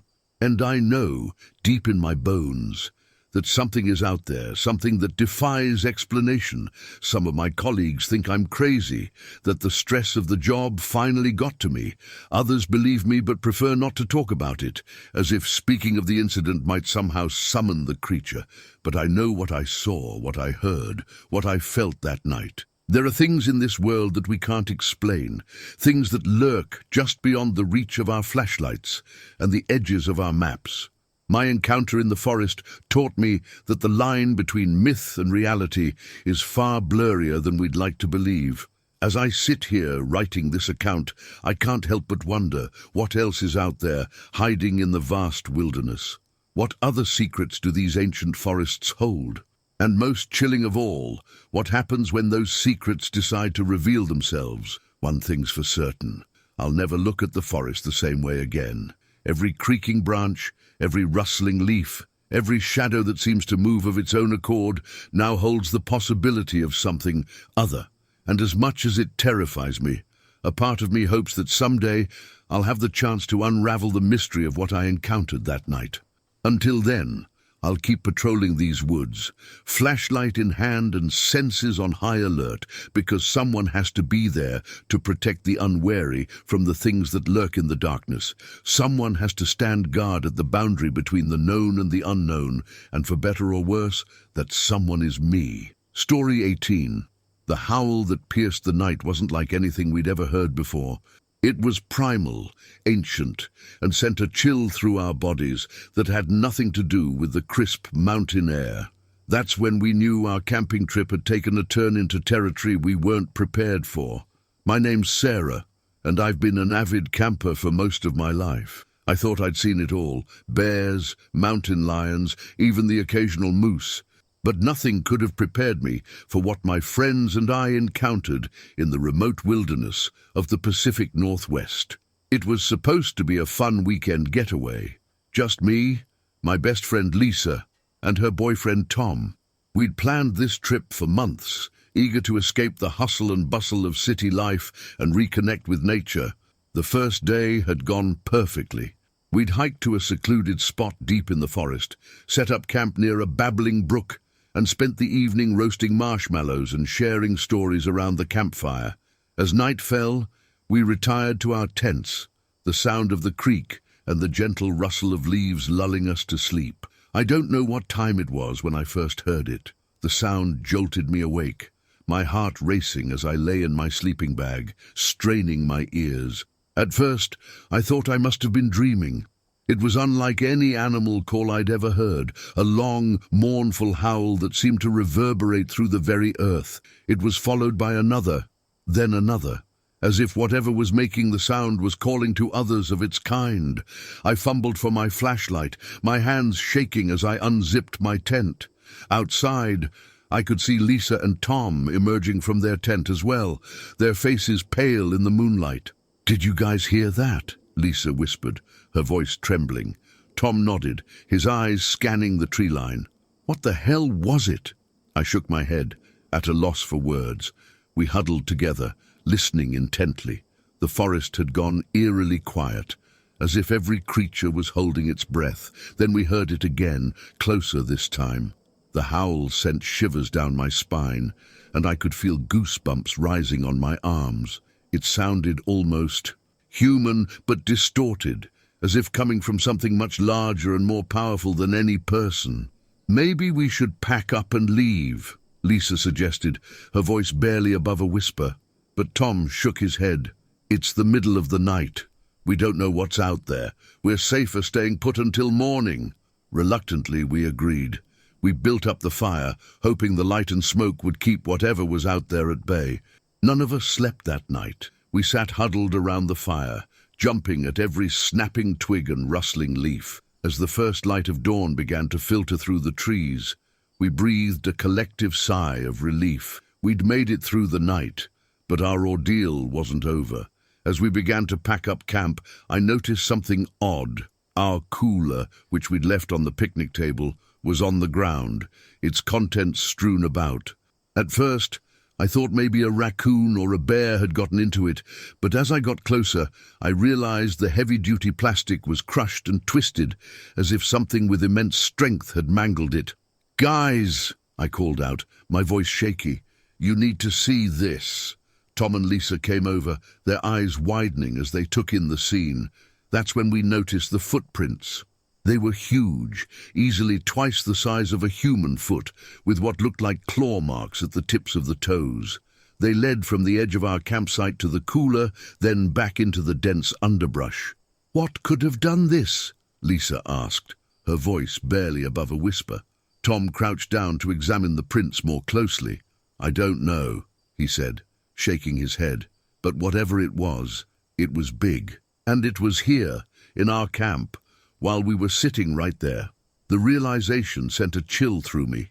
We'd been so focused on the sounds in the distance, we hadn't noticed something enormous moving around just feet away from us. We hastily finished packing up, eager to get back to civilization and away from whatever had visited our camp in the night. As we shouldered our backpacks, I noticed something that made my blood run cold. Caught on a branch at the edge of the clearing was a tuft of hair, long, coarse, and a reddish-brown color I'd never seen on any animal in these woods. I plucked it from the branch, holding it up for the others to see. "What do you think this is from?" Tom took it from me, examining it closely. "I don't know," he said, his brow furrowed, "but I think we should take it with us. Maybe someone at the ranger station can identify it." We set off down the trail, our senses on high alert. Every sound made us jump. Every shadow seemed to hold some lurking threat. The forest, which had seemed so welcoming just yesterday, now felt oppressive and alien. About an hour into our hike, we heard it again. That same eerie howl from the night before. It was distant, but still recognizable. We picked up our pace, practically jogging down the trail. That's when I saw it. Just for a moment, out of the corner of my eye, a flash of movement in the trees to our left, something large, moving with surprising grace for its size. I turned my head for a better look, but whatever it was had vanished into the thick underbrush. "Did you see that?" I gasped, grabbing Lisa's arm. She shook her head, her eyes wide with fear. "See what?" I described what I'd glimpsed, a large, hair-covered figure moving through the trees. Tom looked skeptical, but I could see the doubt in his eyes. We'd all experienced enough strangeness in the past 24 hours to make even the most far-fetched idea seem possible. We practically ran the rest of the way back to the trailhead, our backpacks bouncing uncomfortably as we moved. When we finally broke out of the tree line into the parking lot, we let out a collective sigh of relief, but our sense of safety was short-lived. As we approached our car, we realized something was wrong. The vehicle had been tampered with. Deep scratches marred the driver's side door, and the side mirror hung limply, barely attached. "What the hell?" Tom muttered, running his hand over the scratches. They were deep, cutting through the paint and into the metal beneath. Lisa was already on the phone with the ranger station, her voice shaky as she reported what had happened. They promised to send someone out right away.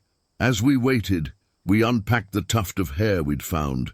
In the clear light of day, it looked even stranger, too coarse for a deer or elk, too long for a bear. We showed it to the ranger when he arrived, along with photos we'd taken of the footprints and the damaged cooler. The ranger examined everything with a frown, his brow furrowed in concentration. "I've been working these woods for 20 years, he said finally, "and I've never seen anything like this." He took our statements, catalogued the evidence, and promised to look into it, but I could see the doubt in his eyes. He didn't believe us, not really. And who could blame him? If I hadn't experienced it myself, I wouldn't have believed it either. As we drove home, the car was filled with a tense silence. We were each lost in our own thoughts, trying to make sense of what we'd experienced. The rational part of my mind tried to come up with explanations. A bear with unusually large feet, a pack of wolves with a strange howl, a vandal with a sick sense of humor. But deep down, I knew none of those explanations fit what we'd seen and heard. In the weeks that followed, we scoured the internet for information, looking for similar encounters. We found more than we expected. Stories of hikers and campers who'd had experiences like ours, tales of an unknown creature roaming the wilderness. Some called it Bigfoot, others Sasquatch, but the descriptions were all eerily similar to what we'd encountered. The ranger station never did get back to us with an explanation. The tuft of hair we'd found was deemed inconclusive by the lab they sent it to. Our experience became just another unsolved mystery, another strange tale from the wilderness. But for us, it was more than that. It was a reminder that there are still things in this world that we don't understand, creatures that exist on the fringes of our knowledge. It changed the way we looked at the forest, at the wild places of the world. We still go camping, still venture into the wilderness. But now, when night falls and the forest comes alive with sounds, we listen a little more closely. And sometimes, when the wind is right and the moon is full, we think we hear it, that haunting howl that defies explanation. And we wonder, what else is out there just beyond the reach of our campfire's light? Story 19. The moment I reviewed those photos, I knew my life would never be the same. What I captured through my lens that day in the dense forest wasn't just unexpected, it was impossible. And yet, there it was, staring back at me from my camera's screen, challenging everything I thought I knew about the natural world. My name is Alex, and I've been a wildlife photographer for the better part of 2 decades. I've trekked through jungles, crawled across tundras, and scaled mountains in search of the perfect shot. But nothing in my career could have prepared me for what I encountered in the remote wilderness of the Pacific Northwest. It was supposed to be a routine assignment, capturing images of the elusive mountain lion for a nature magazine. I'd spent weeks preparing, studying the big cat's habits, and scouting the perfect location. As I hiked deep into the forest, my backpack heavy with camera equipment, I felt that familiar thrill of anticipation.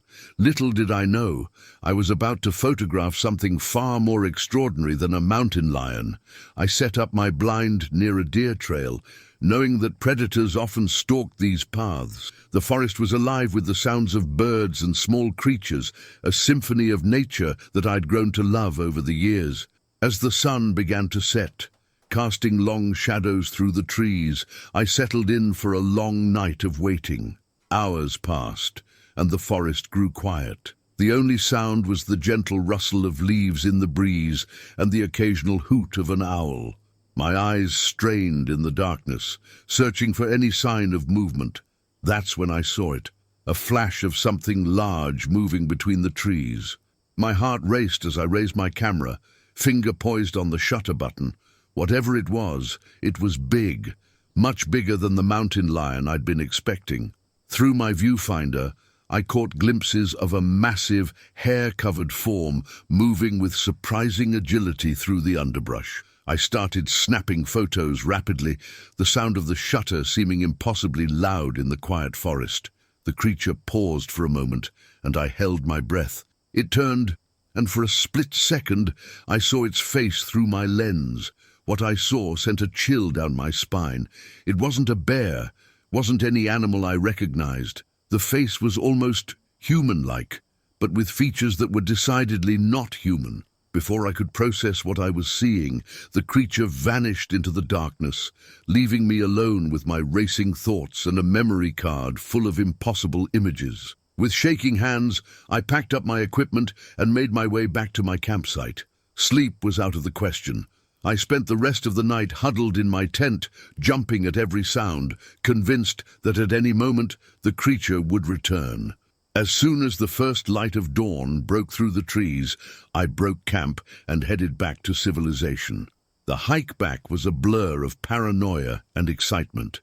Every snapping twig made me whirl around, half expecting to see the creature standing there. It wasn't until I was safely back in my small apartment, doors locked and curtains drawn, that I allowed myself to really look at the photos I'd taken. As I scrolled through the images on my computer screen, my breath caught in my throat. There, in pixelated detail, was something that shouldn't exist. The creature was massive, easily 7 or 8 feet tall, covered in thick, reddish-brown hair. Its body was powerfully built, with long arms that hung below its knees. But it was the face that truly shocked me. It had a pronounced brow ridge, a flat nose, and eyes that seemed to gleam with intelligence. It was like looking at a missing link between humans and our ancient ancestors, but far larger and more robust than any hominid in the fossil record.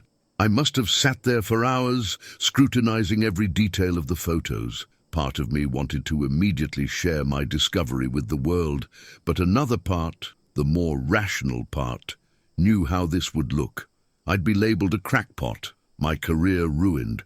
Who would believe that I'd photographed what appeared to be a living, breathing Bigfoot? Over the next few days, I barely slept. I pored over my photos, enhancing and analyzing every detail. I scoured the internet for similar sightings, for any shred of evidence that could corroborate what I'd seen. I found more than I expected, countless stories of encounters with similar creatures, stretching back decades. But none had the clear photographic evidence I now possessed. A week after my encounter, I decided to return to the forest. I told myself it was to gather more evidence, to prove to myself that I hadn't imagined the whole thing. But deep down, I knew the truth. I was drawn back by an insatiable curiosity, a need to see the creature again. This time, I came prepared. Along with my cameras, I packed motion sensor cameras, audio recording equipment, and even plaster to make casts of any footprints I might find. I set up camp near where I'd had my initial encounter, my senses on high alert for any sign of the creature's return. For days, nothing happened. I began to doubt myself, to wonder if I'd somehow fabricated the whole experience. But on the 4th night, as I sat in my blind reviewing the day's photos, I heard it. A sound that made my blood run cold. Heavy footsteps moving through the underbrush with purpose. I froze, my hand instinctively reaching for my camera. The footsteps grew closer, and I could hear the sound of branches snapping under immense weight. My heart pounded so loudly I was sure whatever was out there could hear it. Then silence. The forest seemed to hold its breath. I raised my camera, peering through the viewfinder into the darkness beyond my blind. For a long moment, nothing moved. Suddenly, a face appeared in my viewfinder, the same face I'd photographed before, but this time much closer. Its eyes seemed to stare directly into the camera lens, into my very soul. I pressed the shutter button, the flash illuminating the creature's face for a split second. In that moment of illumination, I saw something in its eyes that I hadn't noticed before. It wasn't just intelligence I saw there, but something akin to curiosity. It was studying me as intently as I was studying it. The flash seemed to startle the creature. It let out a low, rumbling sound, not quite a growl, not quite a word, and then it was gone, crashing away through the underbrush at incredible speed. I sat there, my whole body shaking, for what felt like hours. When I finally worked up the courage to leave my blind, I found massive footprints in the soft earth around my camp. I made plaster casts with trembling hands, my mind reeling with the implications of what I'd just experienced. As the sun rose, I knew I had a decision to make. I had evidence now, clear photos, footprint casts, even audio recordings of the creature's movements and vocalizations. I could go public, show the world what I'd discovered. But as I packed up my camp, a realization settled over me. This creature, whatever it was, had managed to remain hidden from the world for so long. If I revealed its existence, its peaceful existence would be shattered. The forests would be swarming with hunters, scientists, and thrill-seekers. The creature's habitat would be destroyed in the frenzy to find it. In that moment, I made my choice. The photos, the footprint casts, the recordings, they all went into a locked safe in my apartment. I told no one about what I'd seen, what I'd experienced. My encounter became my secret, a memory I revisited on quiet nights when the world seemed a little too ordinary. Years have passed since that night in the forest. I still work as a wildlife photographer, but now I see the world differently. Every shadow in the forest holds the possibility of something extraordinary. Every unexplored wilderness is a potential haven for creatures we've yet to discover. Sometimes, when I'm alone in the wild with my camera, I think I catch glimpses of something large moving just out of sight. I hear heavy footsteps or low, rumbling calls that don't quite fit any known animal, and I smile, keeping my camera ready, holding on to the knowledge that there are still mysteries in this world, still wonders waiting to be discovered. But some secrets, I've learned, are best left uncovered. Some creatures deserve to remain legends, living their lives beyond the reach of human interference. And so, my photographs remain locked away, a testament to a world that's far more mysterious and magical than most of us dare to believe. Story 20. The first thing that hit us was the smell. Putrid and alien, it hung in the air like a toxic cloud, turning our stomachs and setting our nerves on edge. We'd come to these woods to hunt deer, but what we found that day was something far more terrifying, and it was hunting us. I'm Jake, and I've been hunting these mountains with my buddies, Mike and Chris, for over a decade. We know these woods like the backs of our hands, or at least we thought we did, but nothing could have prepared us for what we encountered on that crisp autumn morning. The day started like any other hunting trip. We arrived at our usual spot just before dawn, the forest still shrouded in mist. The air was cool and damp, filled with the earthy scent of decaying leaves and pine needles. We checked our gear one last time before heading out, our breath visible in the chilly morning air. As we made our way deeper into the forest, something felt off. The woods were too quiet, no birdsong, no rustle of small animals in the underbrush. It was as if the entire forest was holding its breath. "You guys notice how quiet it is?" Mike whispered, his eyes scanning the trees around us. Chris nodded, his grip tightening on his rifle. "Yeah, it's weird. Where are all the animals?" I was about to respond when we came across something that made us all stop in our tracks. In a small clearing ahead of us lay the carcass of a large buck, but this was no ordinary kill. The animal had been torn apart, its body mangled in a way I'd never seen before. "And what the hell could have done this?" Chris muttered, crouching down to examine the carcass. I shook my head, a sense of unease growing in the pit of my stomach. "I don't know. It's not like any predator kill I've ever seen." That's when we noticed the bite marks. They were massive, far larger than any bear or mountain lion, and the way the flesh had been torn. It was almost surgical in its precision. Mike pulled out his phone, snapping a few pictures. "We should report this to the game warden. Whatever did this, it's not natural." As he spoke, a gust of wind blew through the clearing, carrying with it a stench so foul it made my eyes water. It was a smell of rot and decay, but mixed with something else, something I couldn't quite place. "Jesus, what is that smell?" Chris gagged, covering his nose with his sleeve. Before anyone could answer, we heard it, a low, rumbling growl that seemed to come from everywhere and nowhere at once. It wasn't like anything I'd ever heard before, not quite animal, not quite human. We froze, our eyes darting around the clearing. The forest had gone deathly silent again, the only sound our own rapid breathing. "We need to get out of here," I whispered, my voice barely audible. No one argued.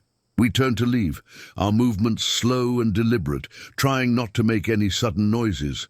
But as we reached the edge of the clearing, a branch snapped loudly in the woods to our left. We whirled around, rifles raised. For a moment, nothing moved. Then, just for a second, I saw it, a massive shape, easily 8 feet tall, moving with unnatural speed between the trees.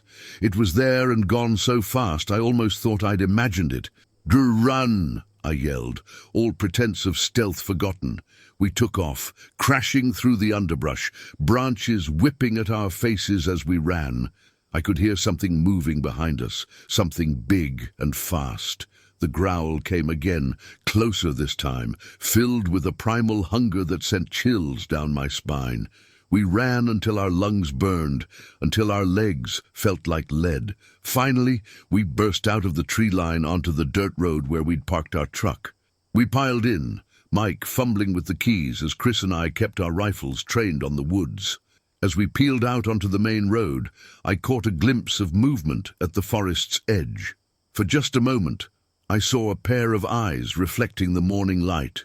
They were intelligent eyes, filled with a predatory gleam that made my blood run cold. We drove in silence for a while, each of us lost in our own thoughts, trying to process what we'd just experienced. It was Chris who finally broke the silence. What was that thing?" he asked, his voice shaky.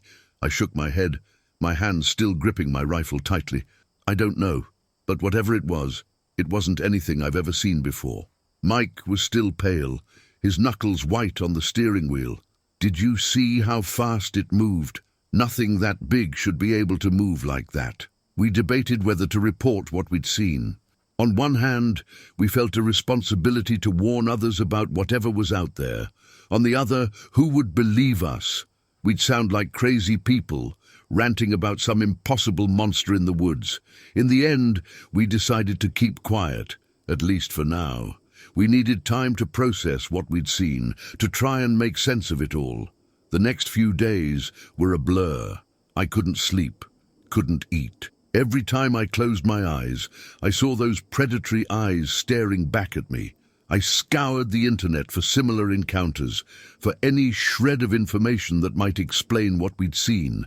I found more than I expected. Stories of hunters and hikers encountering strange creatures in remote wilderness areas. Tales of animals mutilated in ways that defied explanation. Most were dismissed as hoaxes or the products of overactive imaginations. But now, having seen it with my own eyes, I wasn't so sure. A week after our encounter, Mike called. His voice was tense, urgent. "Turn on the news," he said. "Channel 7. I did, and what I saw made my blood run cold. A group of hikers had gone missing in the same area where we'd had our encounter. The search and rescue teams had found their campsite, but there was no sign of the hikers themselves. What they did find were massive, unidentifiable footprints and signs of a violent struggle. As I watched the report, I felt a mixture of vindication and fear. We hadn't imagined it. There really was something out there, something dangerous. We met up that night, the three of us, to decide what to do. We knew we had to come forward, to tell the authorities what we'd seen, but we also knew how it would sound, how crazy we'd seem. "They'll think we're nuts," Chris said, voicing what we were all thinking. Mike nodded. "Yeah, but we can't just stay quiet, not with people missing." I agreed. "We have to try. Even if they don't believe us, we have to do something." The next morning, we went to the local sheriff's office. We told them everything about the mutilated deer, the strange tracks, the creature we'd glimpsed. To their credit, they listened patiently, taking notes and asking questions. But I could see the skepticism in their eyes. They thanked us for coming forward, but made it clear they thought we were either mistaken or making it all up. As we left the sheriff's office, I felt a mix of frustration and relief. We'd done what we could, even if it hadn't been enough. In the weeks that followed, the search for the missing hikers continued. More people came forward with strange sightings and encounters. The woods we'd once thought we knew so well became a place of mystery and danger. We never went back to that part of the forest. The memory of what we'd seen, of that otherworldly growl and those predatory eyes, was enough to keep us away. But sometimes, on quiet nights when the wind blows just right, I swear I can hear it. That low, rumbling growl that defies explanation. Our encounter changed us. We still hunt, still venture into the wilderness, but now we do so with a newfound respect for the unknown, for the mysteries that still lurk in the dark corners of the world. We're more cautious, more alert to the possibility that there are things out there beyond our understanding. And sometimes, when I'm alone in the woods and the shadows grow long, I can't shake the feeling that I'm being watched. That somewhere out there, in the depths of the forest, something is waiting, something that challenges everything we think we know about the natural world. The creature we encountered that day remains a mystery, but it serves as a reminder that the world is far stranger and more dangerous than we often like to admit. And in the vast wilderness that still covers much of our planet, who knows what other secrets are waiting to be discovered, or what ancient predators might still roam, just beyond the reach of our understanding. Story 21. The moment I stepped into that cave, I knew I'd made a terrible mistake. The air was thick with an ancient, musty scent, and the walls seemed to pulse with a life of their own. But it wasn't until I saw those bizarre bone arrangements that I realized I'd stumbled upon something that defied explanation, and possibly sanity itself. My name is Dr. Emily Thorne, and I'm a geologist specializing in cave formations. I've explored caverns all over the world, from the massive chambers of Sarawak to the ice caves of Antarctica. But nothing in my years of experience could have prepared me for what I encountered in the remote wilderness of the Appalachian Mountains. It was supposed to be a routine survey. The local forestry department had discovered a previously unmapped cave system during a land assessment, and they'd called me in to evaluate its geological significance. I was excited. New cave discoveries are rare these days, and the chance to be the first to document an unexplored system was thrilling. The cave entrance was unremarkable, a narrow fissure in a limestone cliff face that you'd miss if you weren't looking for it. I double-checked my equipment: helmet, headlamp, backup lights, water, emergency rations, first aid kit, and my trusty rock hammer, all present and accounted for. With a deep breath, I squeezed through the entrance and into the unknown. The first chamber was small, barely large enough to stand upright. Limestone formations dripped from the ceiling, creating delicate stalactites that glimmered in the beam of my headlamp. So far, nothing out of the ordinary. I took some samples, made some notes, and pressed on. As I moved deeper into the cave system, the passages began to widen. The air grew cooler, and I could hear the faint sound of running water echoing from somewhere deep within the mountain. That's when things started to get strange. I noticed odd markings on the cave walls. Not the usual graffiti left by careless explorers, but deep, angular gouges that seemed to form intricate patterns. They didn't look natural, but they also didn't resemble any form of ancient cave art I'd ever encountered. I snapped some photos, making a mental note to consult with an archaeologist friend later. The passage eventually opened into a large chamber, and that's where I saw it. In the center of the room, illuminated by a shaft of light from a small opening in the ceiling, was a carefully arranged pile of bones. But these weren't the scattered remains of unfortunate animals that had fallen into the cave. No, these bones had been deliberately placed, forming a complex structure that defied explanation. I approached cautiously, my scientific curiosity warring with a growing sense of unease. The bones appeared to be from various animals, deer, bear, and others I couldn't immediately identify. But the way they were interlocked, balanced precariously yet somehow stable, spoke of an intelligence and purpose that sent a chill down my spine. As I circled the bone structure, taking photos and notes, I noticed more strange markings on the cave walls. These were different from the gouges I'd seen earlier. They looked almost like writing, but in no alphabet I'd ever encountered. The symbols seemed to writhe and shift in my peripheral vision, but when I looked directly at them, they remained frustratingly static. I was so engrossed in documenting the bizarre findings that I almost missed the sound, a low, rumbling growl that seemed to come from the very walls of the cave. I froze, my heart pounding in my chest. The sound came again, louder this time, accompanied by the scrape of something heavy moving across stone. That's when I saw them, claw marks, fresh ones, scoring the limestone walls with deep, parallel grooves. Whatever had made those marks was big, and judging by the sharpness of the gouges, it was still in the cave. Panic set in. I scrambled to gather my equipment, fumbling with my camera as I tried to take a few last photos of the bone structure and wall markings.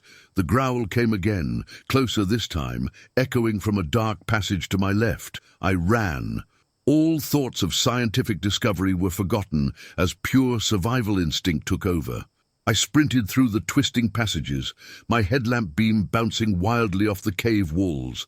Behind me, I could hear something large moving, its growls growing louder and more frenzied. I burst out of the cave entrance, gasping for air, my legs shaking from exertion and fear. I didn't stop running until I reached my car, parked a quarter-mile away on a lonely forest road. As I fumbled with my keys, I glanced back at the cliff face. For a split second, I thought I saw something, a large, dark shape moving just inside the cave entrance. But when I looked again, it was gone. The drive back to civilization was a blur. My mind raced, trying to make sense of what I'd seen and experienced.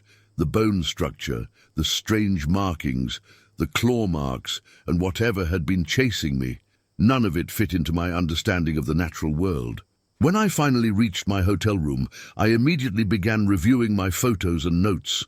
The images of the bone structure were clear, its impossible complexity captured in high-resolution detail. But when I got to the photos of the wall markings, my blood ran cold. Where I distinctly remembered seeing intricate, almost text-like symbols, the photos showed only bare rock. It was as if the markings had never existed. I spent the next few days in a state of anxious confusion. I debated whether to include the more bizarre aspects of my discovery in my official report. On one hand, I had a responsibility to accurately document everything I'd observed. On the other, I knew how it would sound. Respected geologist claims to have found evidence of unknown creature and impossibly complex bone structures in unmapped cave. I'd be laughed out of the scientific community. In the end, I decided to submit a sanitized version of my findings.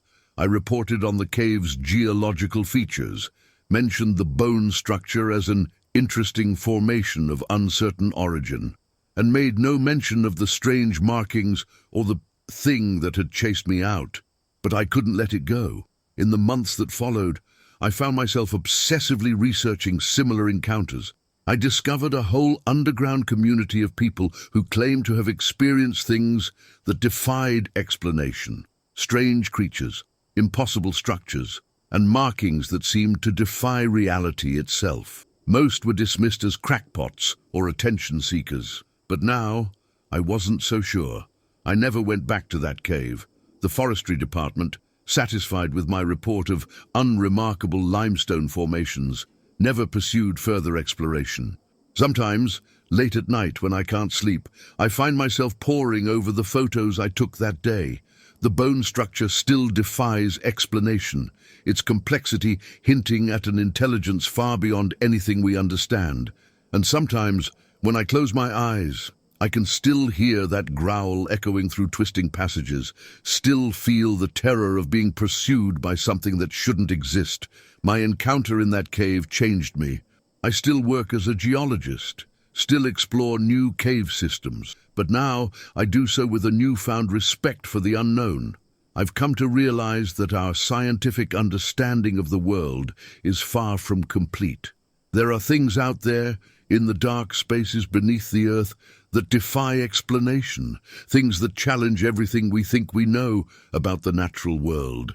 I don't know what I encountered in that cave. Was it some undiscovered predator, perfectly adapted to life in the darkness? Was it something older, something that had been there long before humans walked the earth? Or was it something else entirely, something beyond our current capacity to understand? These questions haunt me, but they also drive me. Every new cave I explore holds the possibility of another encounter, another glimpse into the unknown.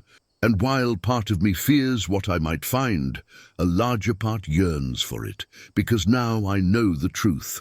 The world is far stranger, far more mysterious than we dare to admit. And in the depths of the earth, in the darkness of unmapped caves, who knows what other secrets are waiting to be discovered? As I prepare for my next expedition, I can't help but wonder, will this be the one where I find answers? Or will it only lead to more questions, more mysteries that defy explanation? Either way, I know I'll keep searching, because once you've glimpsed the impossible, you can never go back to seeing the world the same way again. Story 22. The moment we realized we were lost, the forest around us seemed to come alive with menace. Shadows deepened, branches reached out like gnarled fingers, and somewhere in the darkness, something was watching us. What had started as a pleasant day hike had turned into a nightmare that would haunt us for years to come. My name is Rachel, and I've always considered myself an experienced hiker.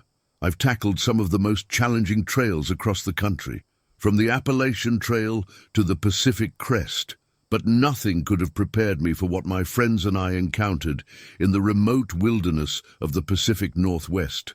It was supposed to be a simple day trip, a chance to explore a new trail and enjoy the autumn colors. There were 4 of us, me, my boyfriend Tom, and our friends Sarah and Mike. We'd heard about this trail from a local at a diner, who'd raved about its pristine beauty and relative obscurity. Not many tourists know about it, he'd said with a wink. You'll have the place to yourselves. We should have known better. Should have stuck to the well-marked, well-traveled paths. But the allure of discovering something off the beaten track was too strong to resist. The first few hours were glorious. The trail wound through old-growth forest, the canopy above us a patchwork of reds, golds, and lingering green.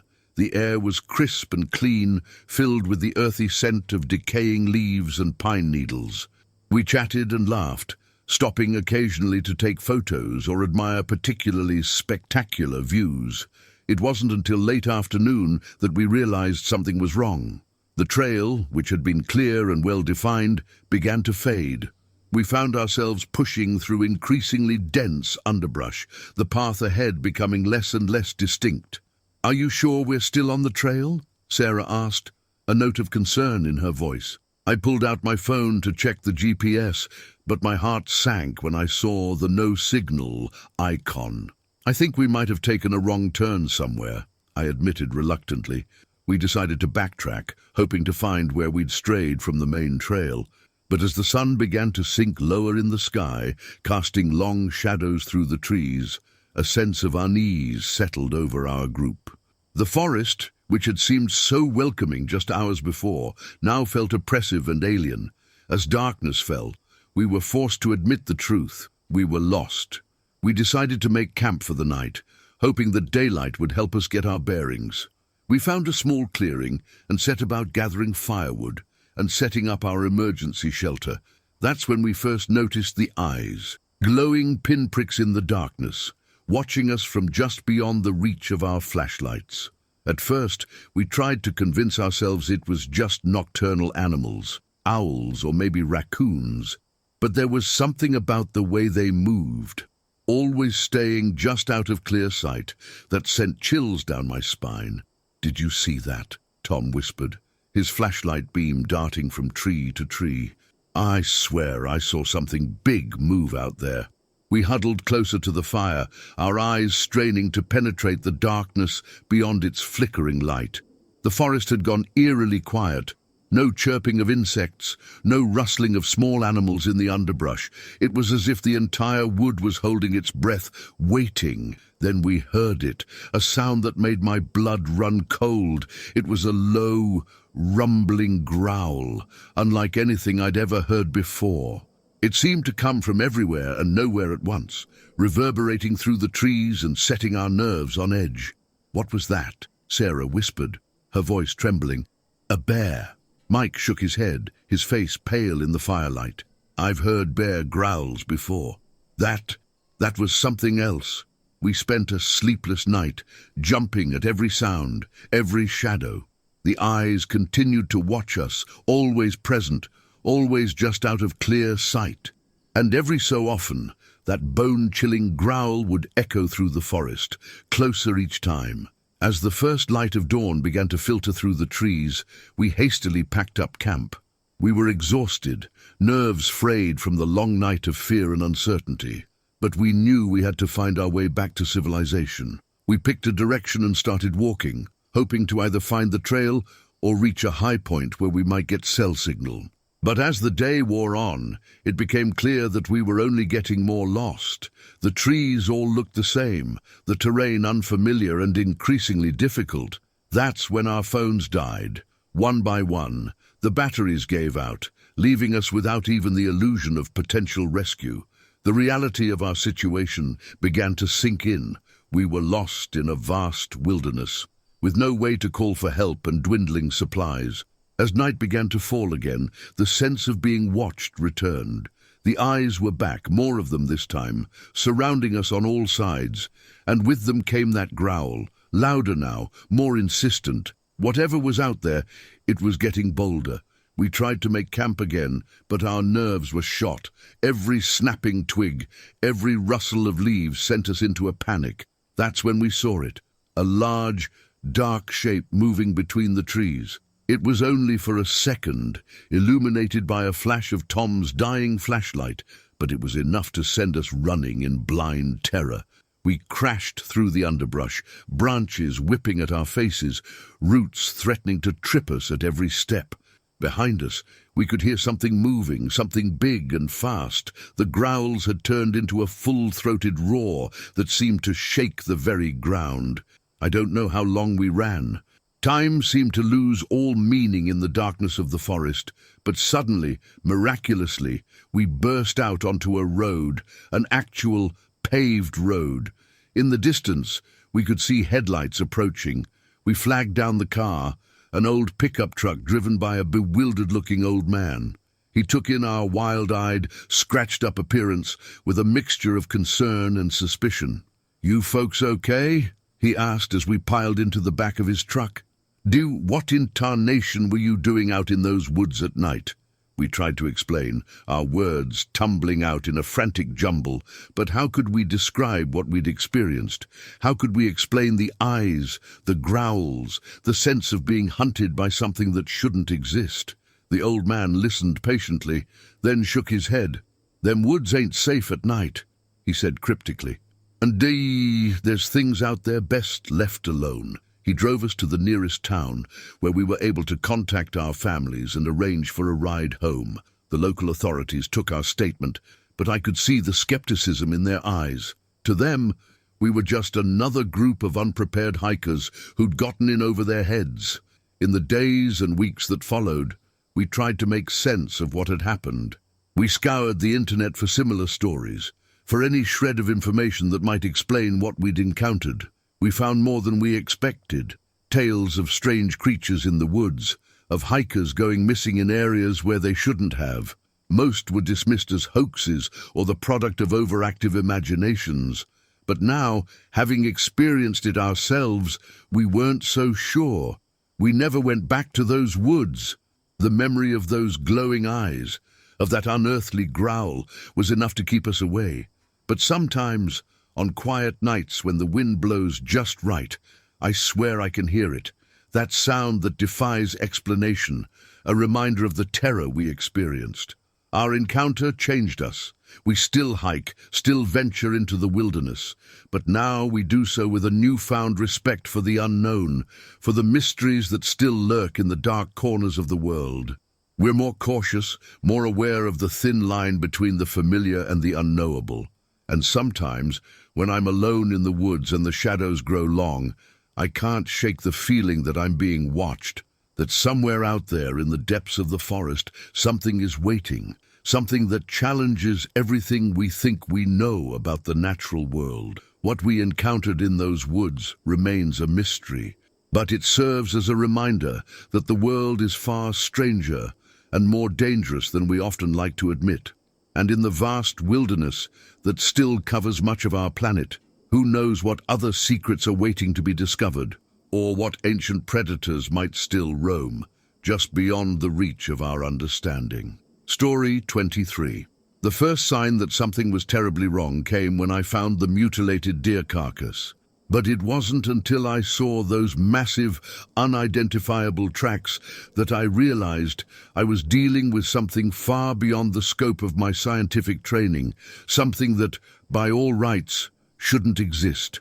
My name is Dr. Marcus Reed, and I'm a wildlife biologist specializing in predator-prey dynamics. I've spent years studying the intricate dance between hunters and hunted in ecosystems around the world, but nothing in my extensive experience could have prepared me for what I encountered in the remote wilderness of northern Minnesota. It all started with reports of unusual animal behavior in the area. Local wildlife officials had noticed a dramatic shift in migration patterns, with prey species abandoning their traditional territories en masse. At first, we assumed it was due to environmental factors, perhaps changes in vegetation or water availability.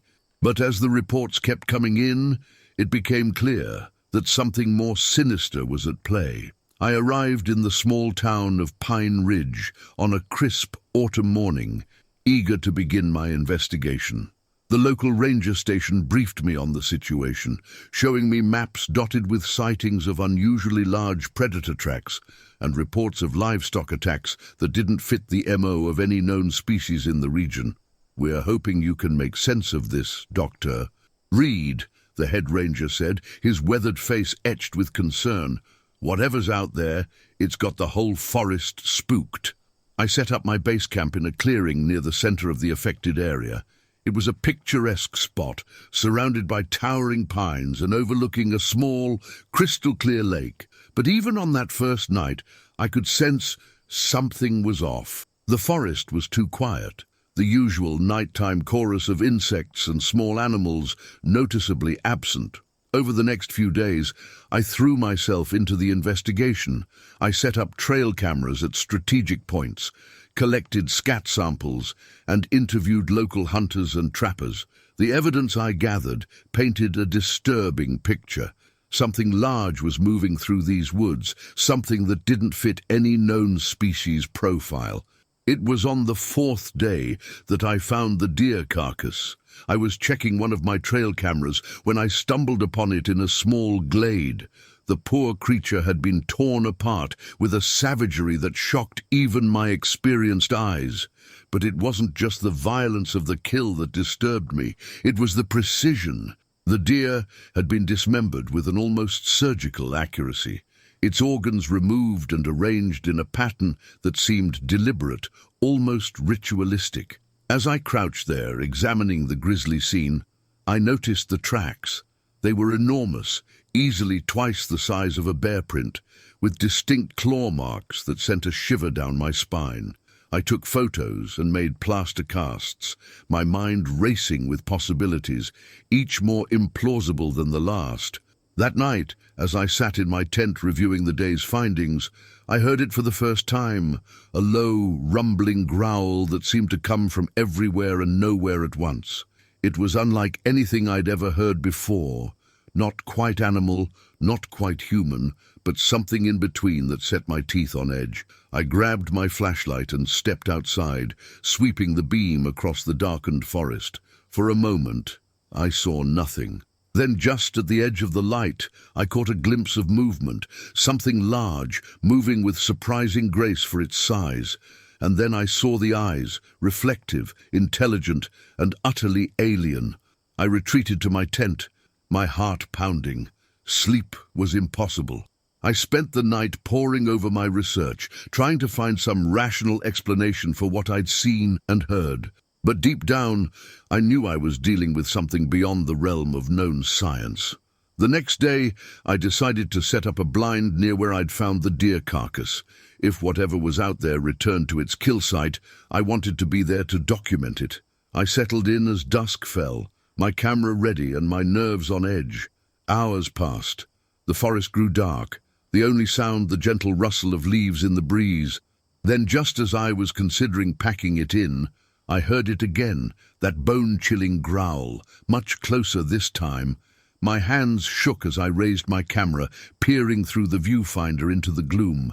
For a long moment, nothing moved. Then, suddenly, it was there.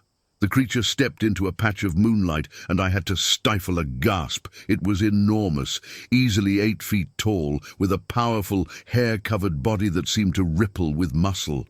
Its face was a nightmarish blend of ursine and primate features, with eyes that glowed with an unsettling intelligence.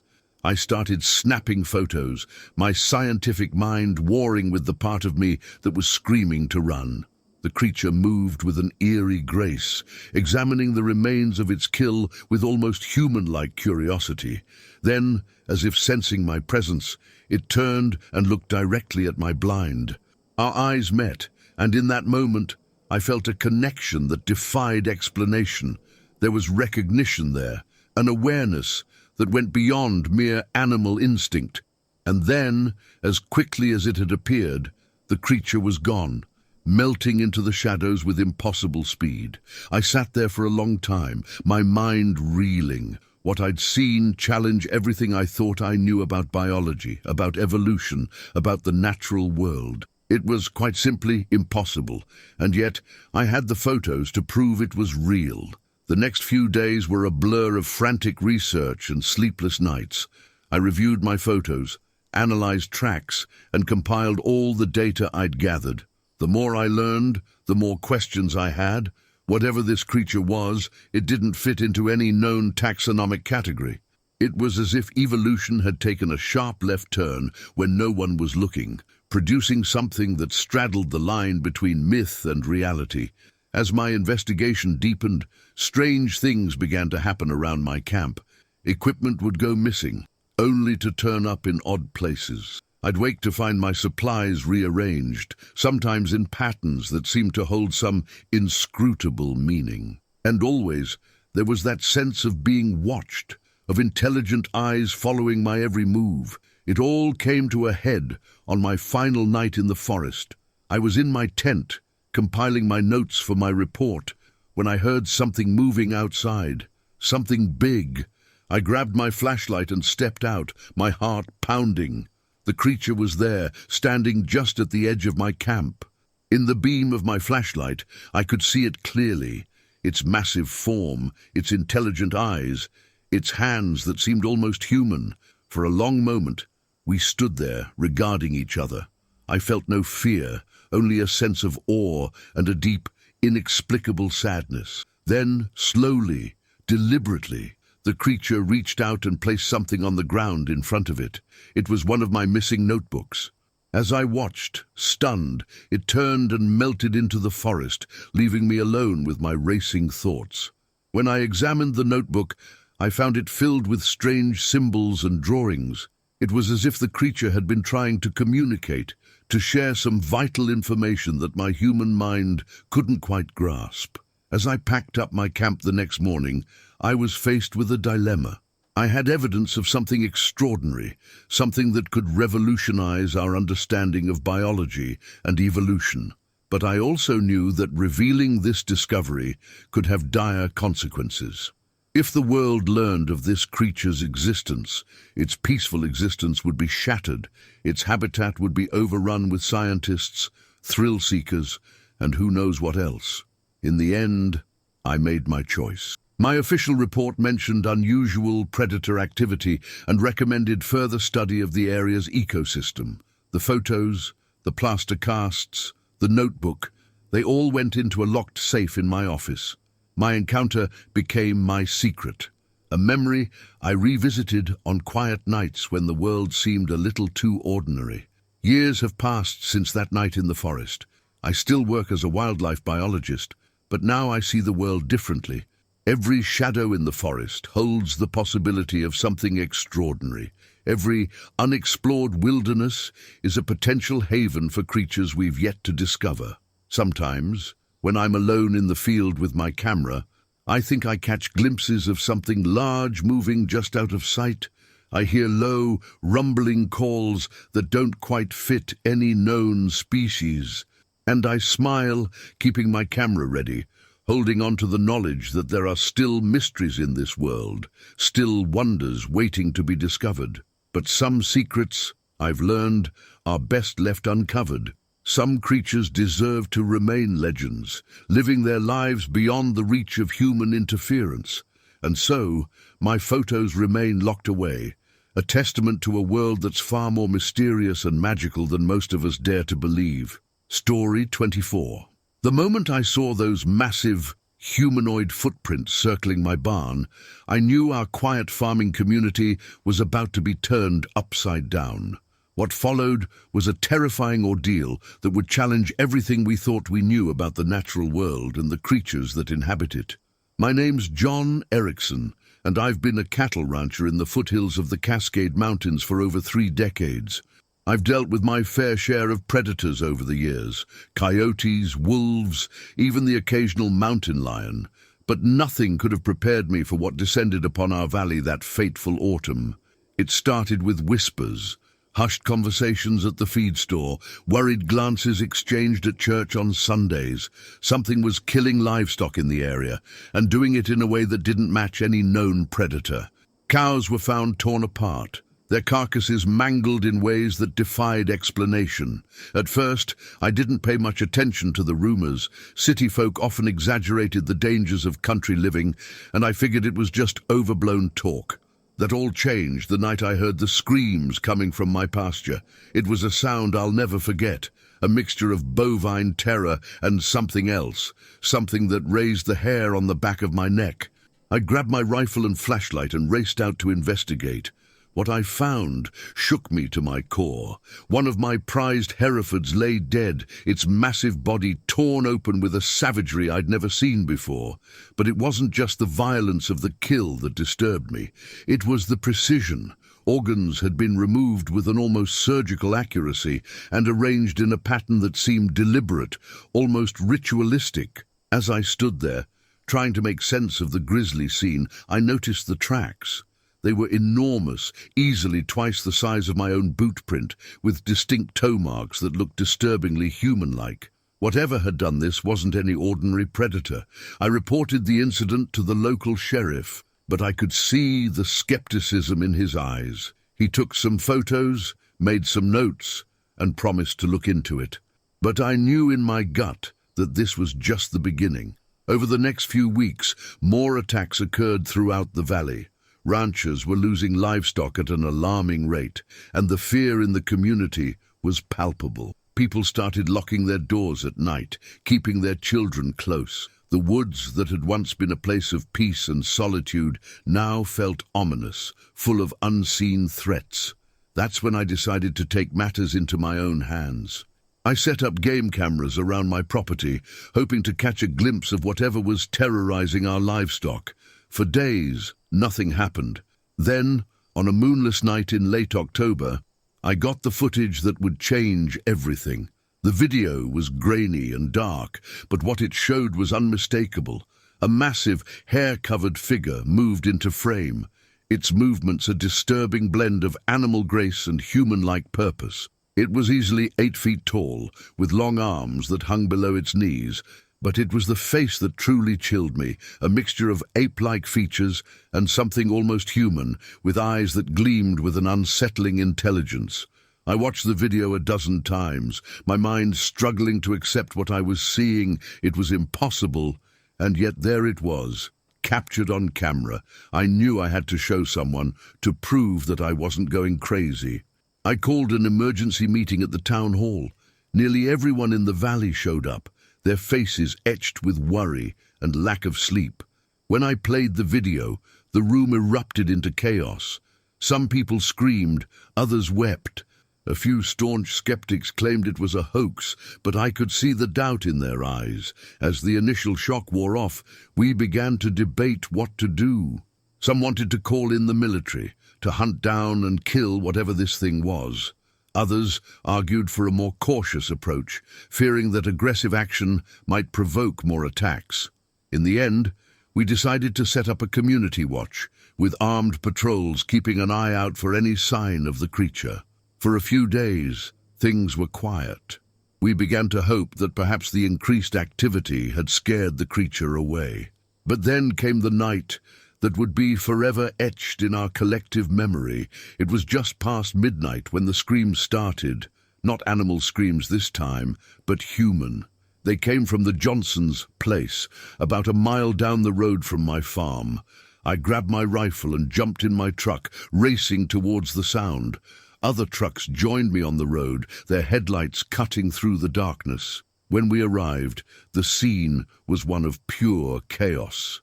The Johnsons' front door had been ripped off its hinges, and inside, furniture was overturned and claw marks scored the walls. And there, huddled in a corner, were the Johnsons themselves, Tom, Sarah, and their 2 young children. They were alive, but terrified beyond words. It was here, Tom kept saying, his eyes wide with shock. It was in our house. It looked at us, like it was studying us. As we tried to calm the family down, I noticed something that made my blood run cold. On the kitchen table was a crude drawing, made with what looked like charcoal from the fireplace. It depicted a tall, ape-like figure, standing among trees, with smaller human figures beside it. The message seemed clear. The creature was trying to communicate.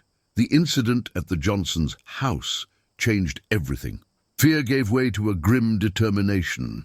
We knew we were dealing with something intelligent, something that was more than just an animal. We had to find a way to communicate, to understand its intentions. Over the next few weeks, more drawings appeared around the valley. Some were found near livestock kills, others left in places where they were sure to be discovered. They all seemed to tell a story of a creature living in harmony with nature, pushed to the brink by encroaching human development. As we studied the drawings, a debate raged in our community. Some saw the creature as a threat that needed to be eliminated.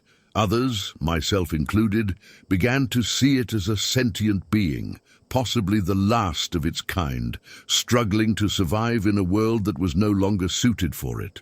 The situation came to a head one snowy evening in early December. I was in my barn, tending to the cattle, when I felt it, that prickling sensation of being watched. I turned slowly, my heart pounding, and there it was. The creature stood in the doorway, its massive form silhouetted against the night sky. For a long moment, we just stared at each other. I could see the intelligence in its eyes, the curiosity mixed with caution.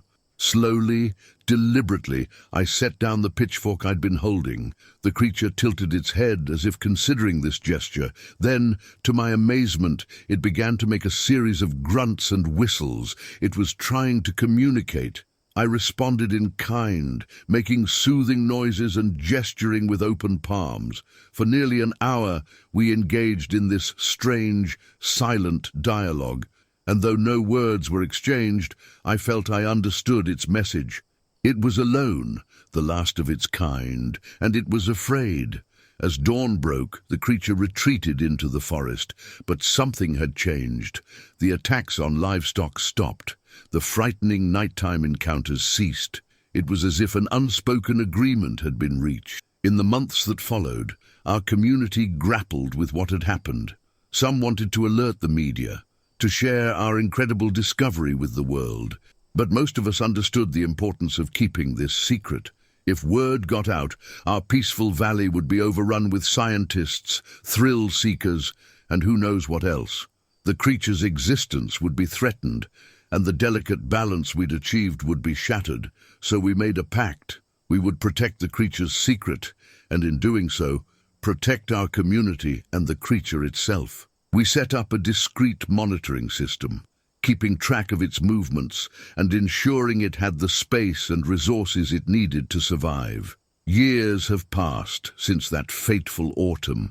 Life in our valley has returned to a semblance of normalcy, but we're forever changed by what we experienced. We look at the forest differently now, with a mix of awe and respect. We know that just beyond the tree line, something extraordinary roams, a living legend, a creature that challenges everything we thought we knew about the natural world. Sometimes, on quiet nights, I hear strange calls echoing from the mountains, and sometimes I could swear I see a large, shadowy figure moving at the edge of my fields. When this happens, I simply nod in acknowledgement, a silent greeting to our unusual neighbor. Our encounter taught us a profound lesson about coexistence, about respecting the unknown, and about the importance of preserving the mysteries of our world. In protecting this creature's secret, we've become guardians of something truly magical, a reminder that there are still wonders in this world, still discoveries to be made, if only we have the wisdom to look and the courage to believe.